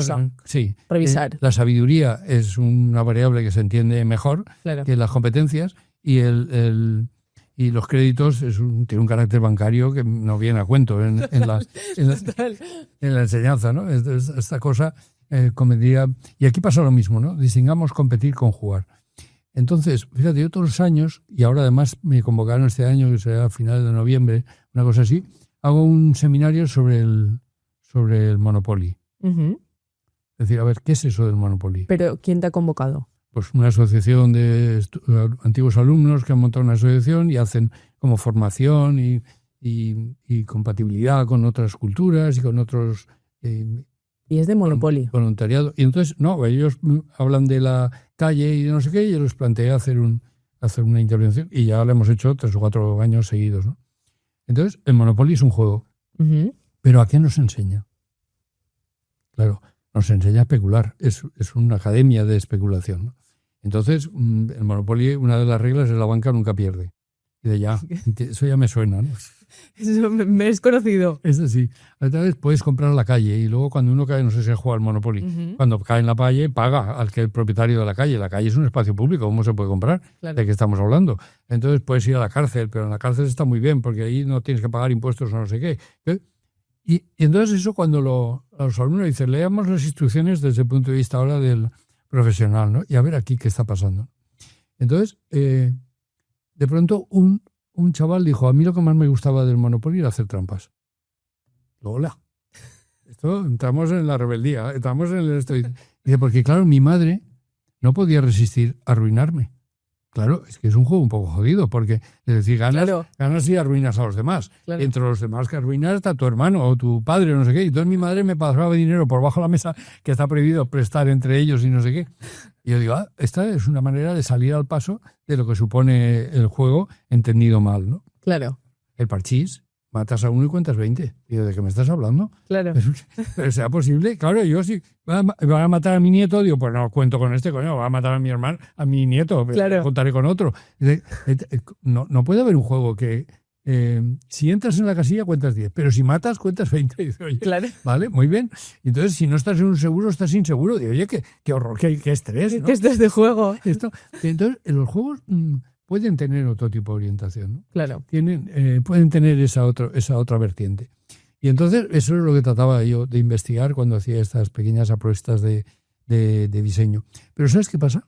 ¿Qué pasa? Que yo todos los años a mis nietos Ujú. les hago un juego especial para ellos. Sí, esto nos lo contabas en clase. Empecé con el primero, pero ya tengo 3. Esto ya cada Navidad Claro. es un esfuerzo, Sí. ¿no? Y les haces un juego personalizado Sí, a ellos. A ellos. Que al principio son puzzles, si son ya muy pequeños, luego ya empieza el no sé qué y tal, ¿no? Y luego jugamos. Es decir, Ujú. y los que funcionan bien los presento al concurso. Vale. Si no, no. O sea, los que les gustan a tus nietos, Claro, los que se divierten. ahí Esto dices, lo mola. presento. Claro. Cuando me dieron uno de los premios y tenía que salir a hablar y tal, claro, todos los que participan son muy jóvenes, Claro. en general, ¿no? Y yo, pues, como con distancia, era el más viejo de todos. Y entonces le dije, es que yo tengo una cosa que vosotros no tenéis, nietos. Claro. No es ideas, no, es nietos. Y el laboratorio de los juegos son los nietos. Claro. Entonces tú, volvemos a lo de antes, no puedo hacer un juego para niños si no soy un niño. Para eso tengo que garantizar que aquello va a funcionar. Solo puede funcionar jugando con los niños. Y entonces ellos aquí, y esto, claro, esto nos sitúa el juego en un acto social, compartido. Claro. Y ahí entra el interés del juego, ¿no? Y en ese sentido, por ejemplo, en tus textos dices mucho que los edificios tienen que ser queridos y útiles, ¿no? Claro. ¿Qué significa esto y cómo se encuentra ese equilibrio? ¿En qué momento la gente quiere los edificios? Este es un momento, claro, cuando la burguesía valenciana deja el centro, se va a Jaime Roch o un poco a la periferia, porque ya aquello le parece insalubre, que no se puede vivir bien y demás. En ese momento el centro empieza a quejarse, es decir, empieza a no creerse que tiene utilidad, ¿no? Es decir, la gente se va, está abandonando, algo pasa aquí, ¿no? Claro. Claro, el poder, si lo que quiere es de verdad revitalizar ese centro histórico, volvemos a lo de antes, ¿no? Tiene que empezar a invertir en algo colectivo para garantizar que, claro, Valencia lo hizo bien. Claro. Cuando hizo 5 planes centro histórico para Belluders, Carmen, Xeirea, San Francés, creo que era el otro y tal, ahí vas a decir, bueno, vamos a ver esto de qué manera aquellos pequeños esponjamientos, aquellas rehabilitaciones, luego bajo aquella historia yo creo que se ha quedado un poquito a medias, ¿no? Pero se han rehabilitado mucho los centros históricos. Fíjate, ahí en la historia de la rehabilitación hay una historia de poder, siempre, ¿no? Y al principio, ¿qué edificios se protegían? Los conventos y catedrales, Claro. el clero, los castillos, los militares y los palacios, la burguesía. Bueno, nobleza barra burguesía. Tres poderes potentes que Claro. tienen su arquitectura. Y solo vale esa, y esa es la que se protege, ¿no? Claro. Ese fue el primer nivel de... Luego llega un momento en que alguien habla del conjunto. No ya del edificio separado, sino del valor del conjunto. Es cuando aparece el plan de Bolonia. Bolonia es un poco la referencia. El centro histórico tiene sentido como conjunto, no tanto como los edificios. Eso aquí lo sabemos del Cabañal, lo sabemos del barrio del Carmen y tal. Y aparece esa otra variable. Y la tercera son los trazados. Es decir, bueno, pero es que habrá que mantener también el trazado, que es el que garantiza que este trazado es medieval, este no. Ya sabemos que es contradictorio con el vehículo, pero entonces al vehículo hay que ponerlo a un lado y decir, a ver de qué manera esa trama histórica se mantiene, ¿no? Claro. Y hay una cuarta todavía, que es la protección de la escala. Cuando Moneo hace el Teatro Romano de Mérida, usa la escala romana, pero no el edificio necesariamente. Entonces, ahí plantea un edificio que de alguna manera marca un hito de ese nuevo nivel de protección. ¿Cómo proteger la escala? Claro. O el uso. Esas variables que son como inmateriales, ¿no? Claro. El Teatro Romano de Sagunto es otro ejemplo de decir, no, los romanos ¿para qué hacían el teatro romano? Para hacer teatro. Hagamos teatro. Si mantenemos el teatro, estamos aplaudiendo a los romanos. Pero no hagas que la gente se siente en unos graderíos de piedra, que te clavas los dedos, y es cuando forran los graderíos y el teatro romano vuelve a ser teatro. Ahora hay teatro en el teatro romano, ¿no? Y tiene las comodidades del teatro romano. ¿Quién ha hecho más por el patrimonio? ¿El que mantiene las ruinas o el que le da el mismo uso que tenía? Entonces, el uso y la escala. Fíjate cómo hemos ido del edificio individual. Aquí protejo la Catedral de Burgos. A, el conjunto. A, el trazado. A, la escala y el uso, ¿no? Se va dando cuenta alguien de que el patrimonio no es proteger una fachada, apuntalarla y dentro hacer otra cosa. Claro. El patrimonio es entender el conjunto como tal, ¿no? Y ahí se incorpora a nuestras vidas la insalubridad. Es decir, bueno, es que no entra mucho sol ya, pero hay pequeños esponjamientos, hay placitas, que van dándole tiene recorridos, ahí tiene unas ventajas que no tiene el otro tipo de asentamientos, ¿no? Sí. ¿Y hay alguna obra tuya que haya envejecido mejor o peor? Hablando de como también ¿por qué te pregunto esto? Porque creo que también, muchas veces se hace arquitectura sin pensar en cómo va a envejecer, ¿no? Y al Incluso, final... ¿cómo se va a mantener? Efectivamente. El mantenimiento difícil está propiciando que no se mantenga. Exacto. Entonces, te lo pregunto sobre todo por si en este sentido tú has aprendido algo, porque al final todos hemos visto edificios que hace 10 años eran nuevos y hoy parece que tengan 50 en lugar de 10, ¿no? Por malas decisiones, por poner hierro donde no se tenía que poner estando al lado del mar y eso termina generando chorretones por la humedad. En fin, todas estas cosas que suceden. Y yo, mira, he tenido un edificio que ha envejecido fatal porque lo han derribado, que es el nuevo ayuntamiento. ¿En serio? Ah, bueno, es verdad, nos lo contaste en clase. Claro, es decir, ese no ha dado tiempo a envejecer porque desapareció. Algún jardín, creo que quizás el jardín de Dr. Yu cometía algunos errores. Tú fíjate, haces un canal, esto yo lo contaba en clase además, como un error, ¿no? Haces un canal en un jardín, un canal largo, ¿no? Un canal de agua, vale. cortito, un canal pequeñito, sí. ¿No? Como homenaje a las acequias, y calculas minuciosamente qué velocidad lleva el agua para poder poner un barquito de papel, ¿no? Que los niños puedan jugar. Bien. ¿Ya? Esto funciona, esto mola. Claro. Claro, el primer día pones y el dice, uy, esta velocidad de Mateas, el barco iba a parar allí, esto no puede ser, baja la bomba tú, Mariano, claro. Y al final lo consigues. Bien. Y el día de la inauguración, todas las chabolas que hay alrededor van y lavan la ropa en el canal. Claro. Porque el autor, que soy yo, no había tenido en cuenta que aquella gente no tenía agua. Claro. Eso es una majadería. Eso es una majadería, que el arquitecto tiene que estar viendo dónde está. Eso quiere decir que no se merecen un canal para tener barquitos la gente. No. Lo que se merecen es tener agua. Entonces, el planteamiento tiene que ser otro. Totalmente. Y ese es un error garrafal. Claro, las 3 semanas cerraron el canal. Uh-huh. Mala solución, porque podía haber dicho, oye, ¿por qué no hacemos un lavadero en vez del canal? Hubiera sido más razonable. Pero a mí, yo eso es una espinita que tengo clavada. Tengo más, ¿no? Pero esa es una de decir, oye, aquí metiste la pata, tío. Claro. ¿De qué me estás hablando? Esto no puede ser, ¿no? O algún otro jardín donde las tierras se han movido y dicen, no tuve en cuenta la pendiente o esto tenía que haberlo pensado.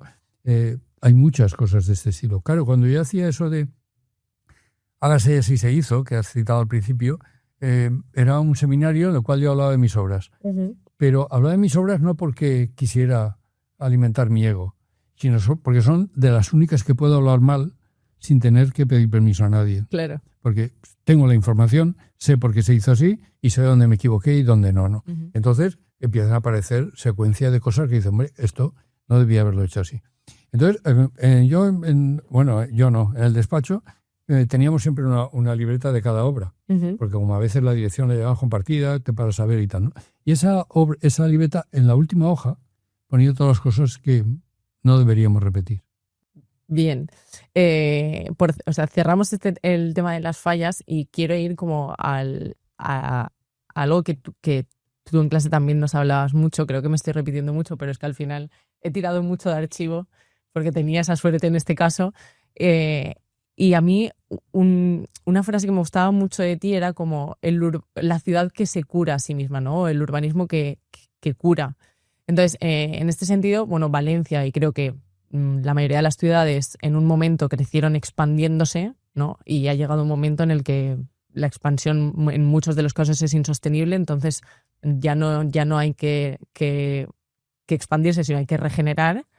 Y entonces, en ese sentido, te quería preguntar qué diferencia hay entre construir ciudad y curar ciudad. Cuando hablamos de cuidar ciudad, el concepto de la ciudad que cuida y que se cuida, que es relativamente moderno, uh-huh.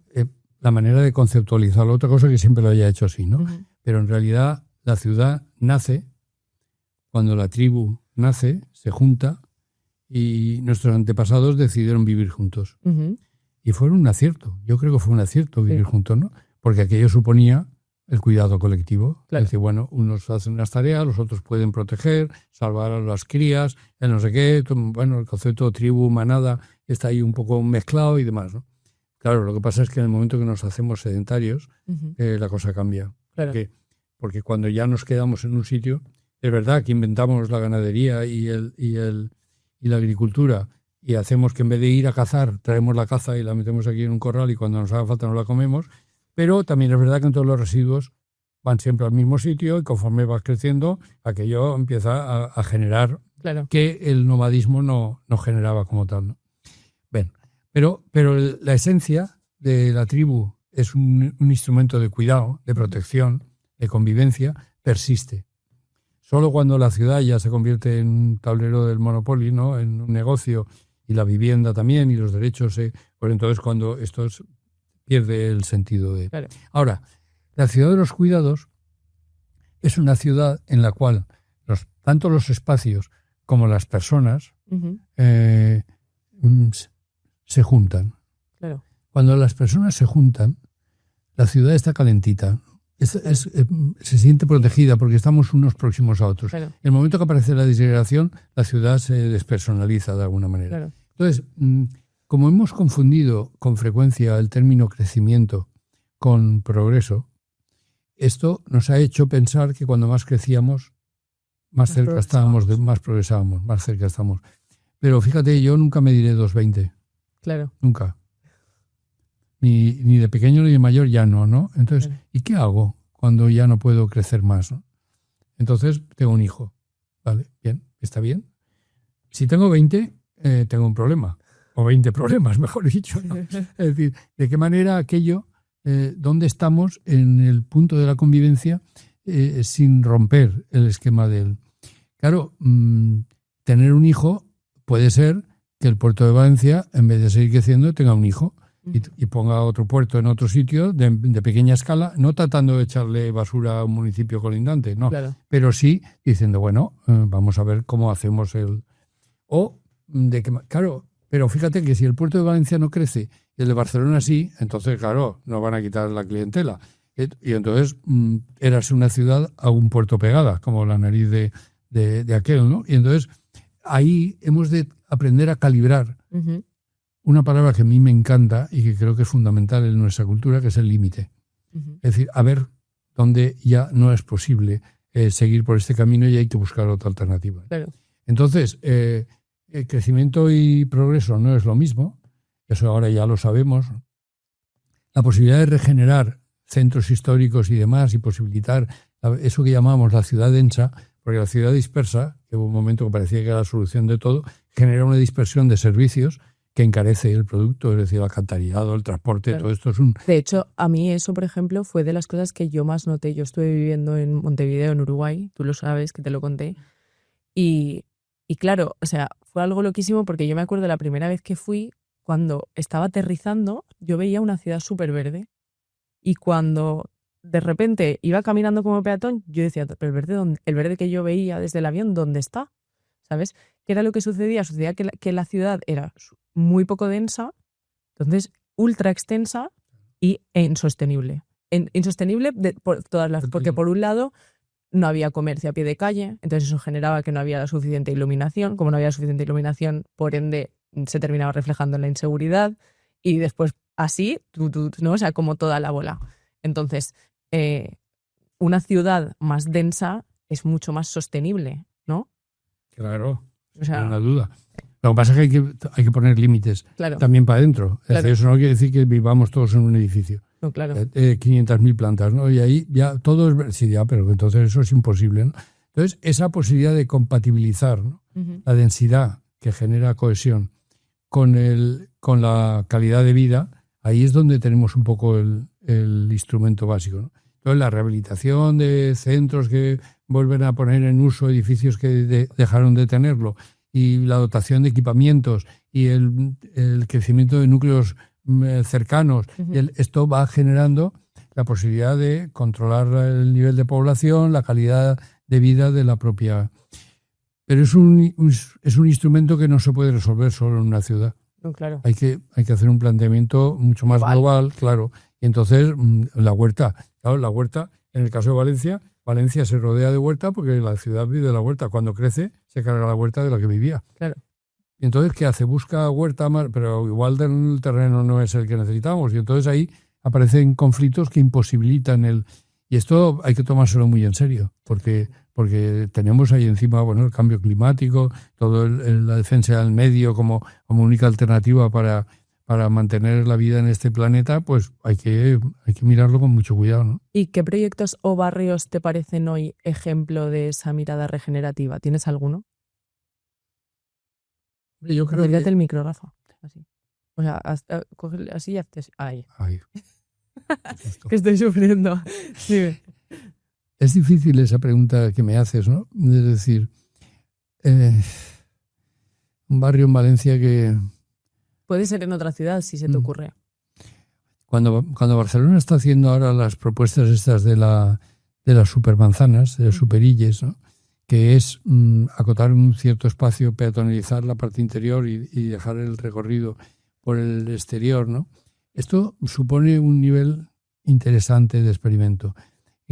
Creo que tiene todavía dificultades, sí, pero creo que por ese camino puede ser una de las alternativas, ¿no? Mejorar las condiciones de equipamiento y la accesibilidad al espacio público y garantizar cómo las distancias se pueden rentabilizar dentro del uso de ese espacio público. Pero es difícil cuando una ciudad ha adquirido la dimensión que tiene Barcelona, ¿no? Claro. Valencia, todo esto que se ha hablado de las ciudades de tamaño medio, también es una cuña interesante, ¿no? Cuando hablamos de qué ciudades son las que mejor se vive en España, ahora ya empieza a aparecer Valencia, sí, aparece Tarragona, Vitoria, Cádiz, y son todas ciudades de un tamaño medio, sí, pero que hay que tener cuidado que su espejo no sea hacerse como las grandes ciudades, totalmente, sino que ha de estar... Vitoria para eso es muy ejemplar, ¿no? Sí. Cuando hace proyectos, además son proyectos, lo del anillo verde, toda esta historia, ¿no? Que a mí me gusta mucho la foto de la primera piedra, cuando hay alcaldes de 4 partidos distintos, o de 3 distintos, ¿no? Porque esto no se hace en un día ni en 2, ¿no? Y la capacidad de entender los diferentes políticos, que gracias a los otros también se ha hecho eso, y no ha ido uno a ponerse la medalla, que es el último que llega, sino que dicen, no, esto empezó con aquel, y no era de mi partido. Pero a mí me da igual, porque aquí esto se ha... Entonces, esa concepción de que los proyectos son más a largo plazo, que el debate político, que tiene que haberlo necesariamente, pero ha de entender el plazo de... Todas estas cosas van dirigidas a mejorar esa condición de vida de la gente, ¿no? Bueno, quiero ahora hablar de la esperanza, ¿no? En 2022 el Gulliver se reabre, ¿no? Porque sufrió, estuvo como en rehabilitación, y ahí publicaste un texto que se llamaba La esperanza y reflexionabas sobre la calle como espacio de unión. En La esperanza dices que la juventud no es futuro, sino presente. ¿Y qué te hace seguir creyendo en ella? Cuando decimos que la juventud no es futuro, me refiero básicamente a que estamos muy acostumbrados a plantear los rangos inferiores de edad, ¿no? A que su futuro es ser los ciudadanos adultos, ¿no? Pero claro, eso es un error, ¿no? Porque cualquier proceso de transición tienen presente, están en este momento, ¿no? Y cuando los niños se hagan mayores, habrán otros niños. Claro. Veremos. Y entonces quiere decir que ese presente a veces se nos olvida. Entonces, ahí hay una historia muy interesante, que es la historia del mientras tanto. Es decir, ¿qué pasa mientras todo eso se produce, ¿no?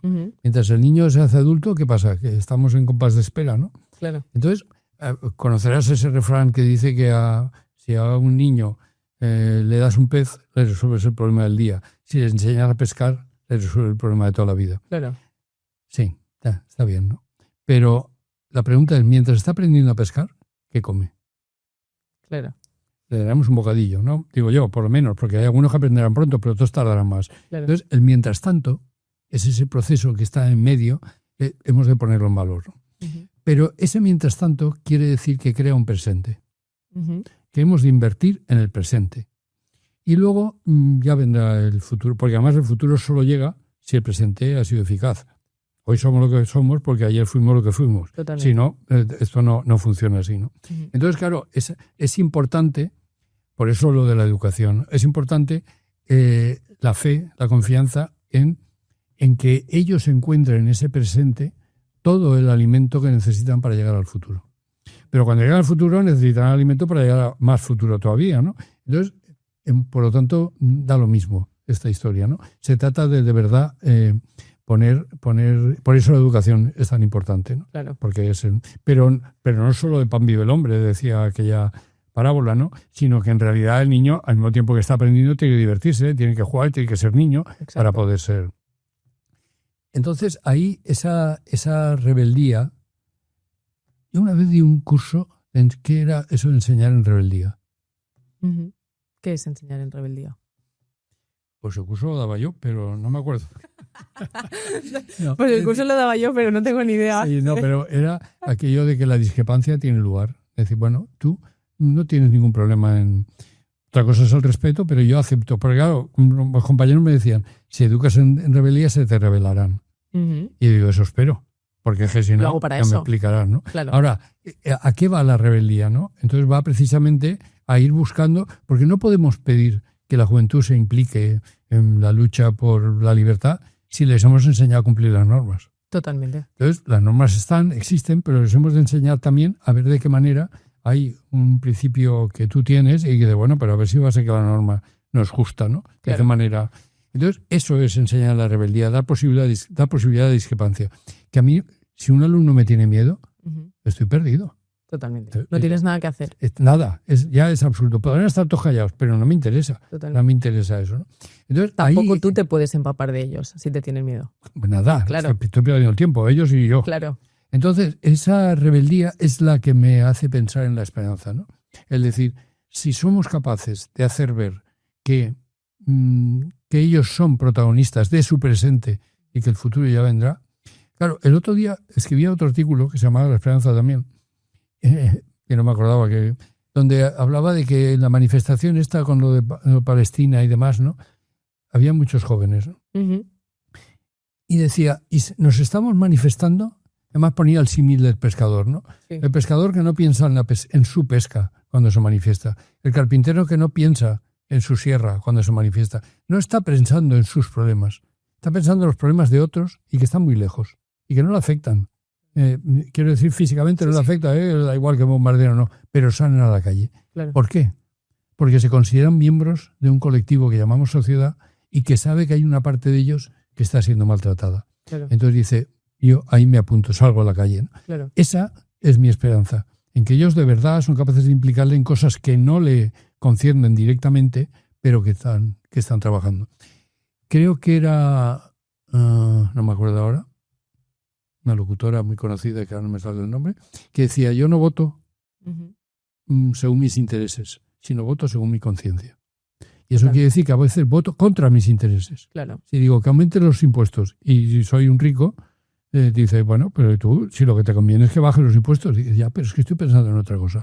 Cuando la convicción se hace sitio, entonces todo se realoja, ¿no? Claro. ¿Y crees que la calle sigue siendo el lugar donde se defiende la democracia? Sin ninguna duda. Es decir, pero es que a veces, fíjate, llegó la democracia y nos hemos creído que el votar es nuestro instrumento. Uh-huh. Y es un instrumento importante, ¿no?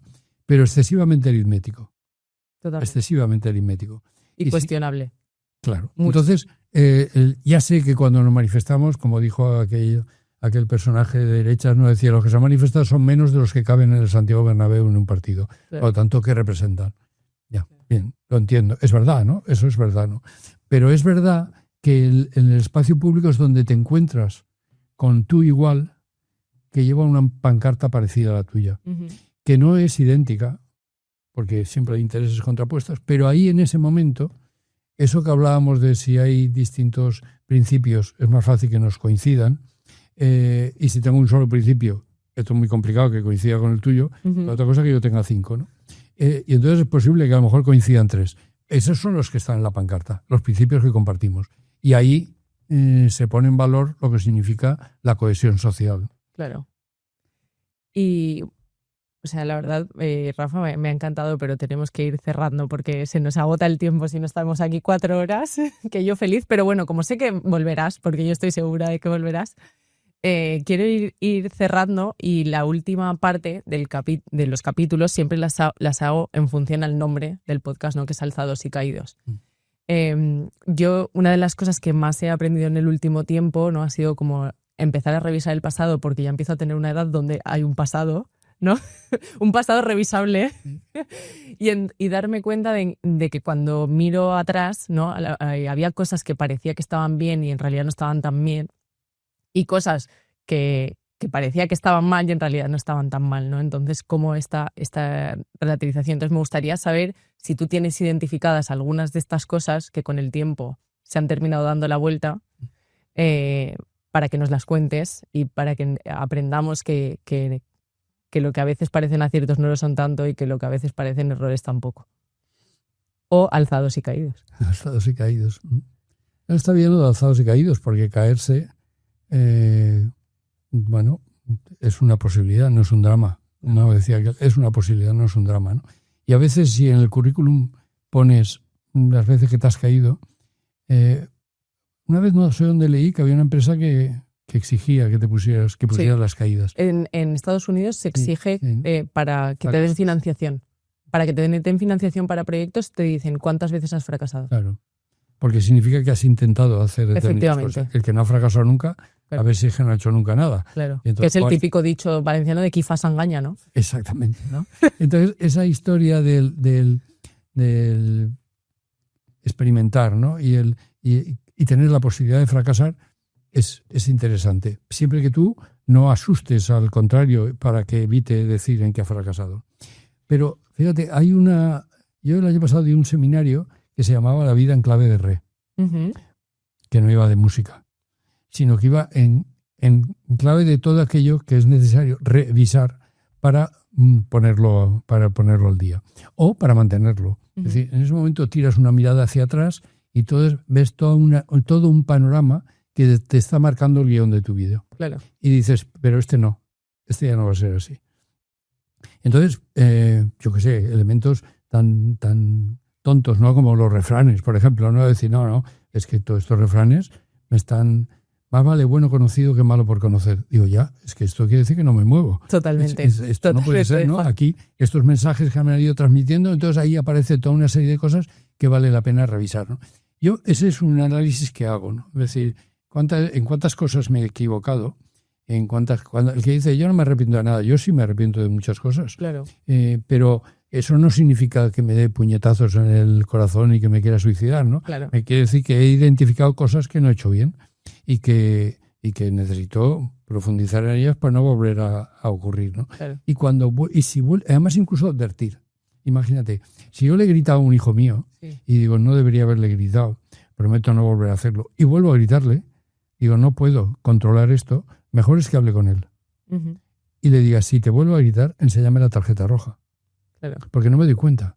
Y si no te das cuenta, no es fácil corregir cuando no te das cuenta. No, por supuesto. Entonces, en ese momento, cuando aparecen las tarjetas rojas, es cuando eres capaz de decir, este no es buen camino, ¿no? Claro. Y en eso tenemos muchas tarjetas rojas en nuestra vida. El que diga que no tiene, me parece que no.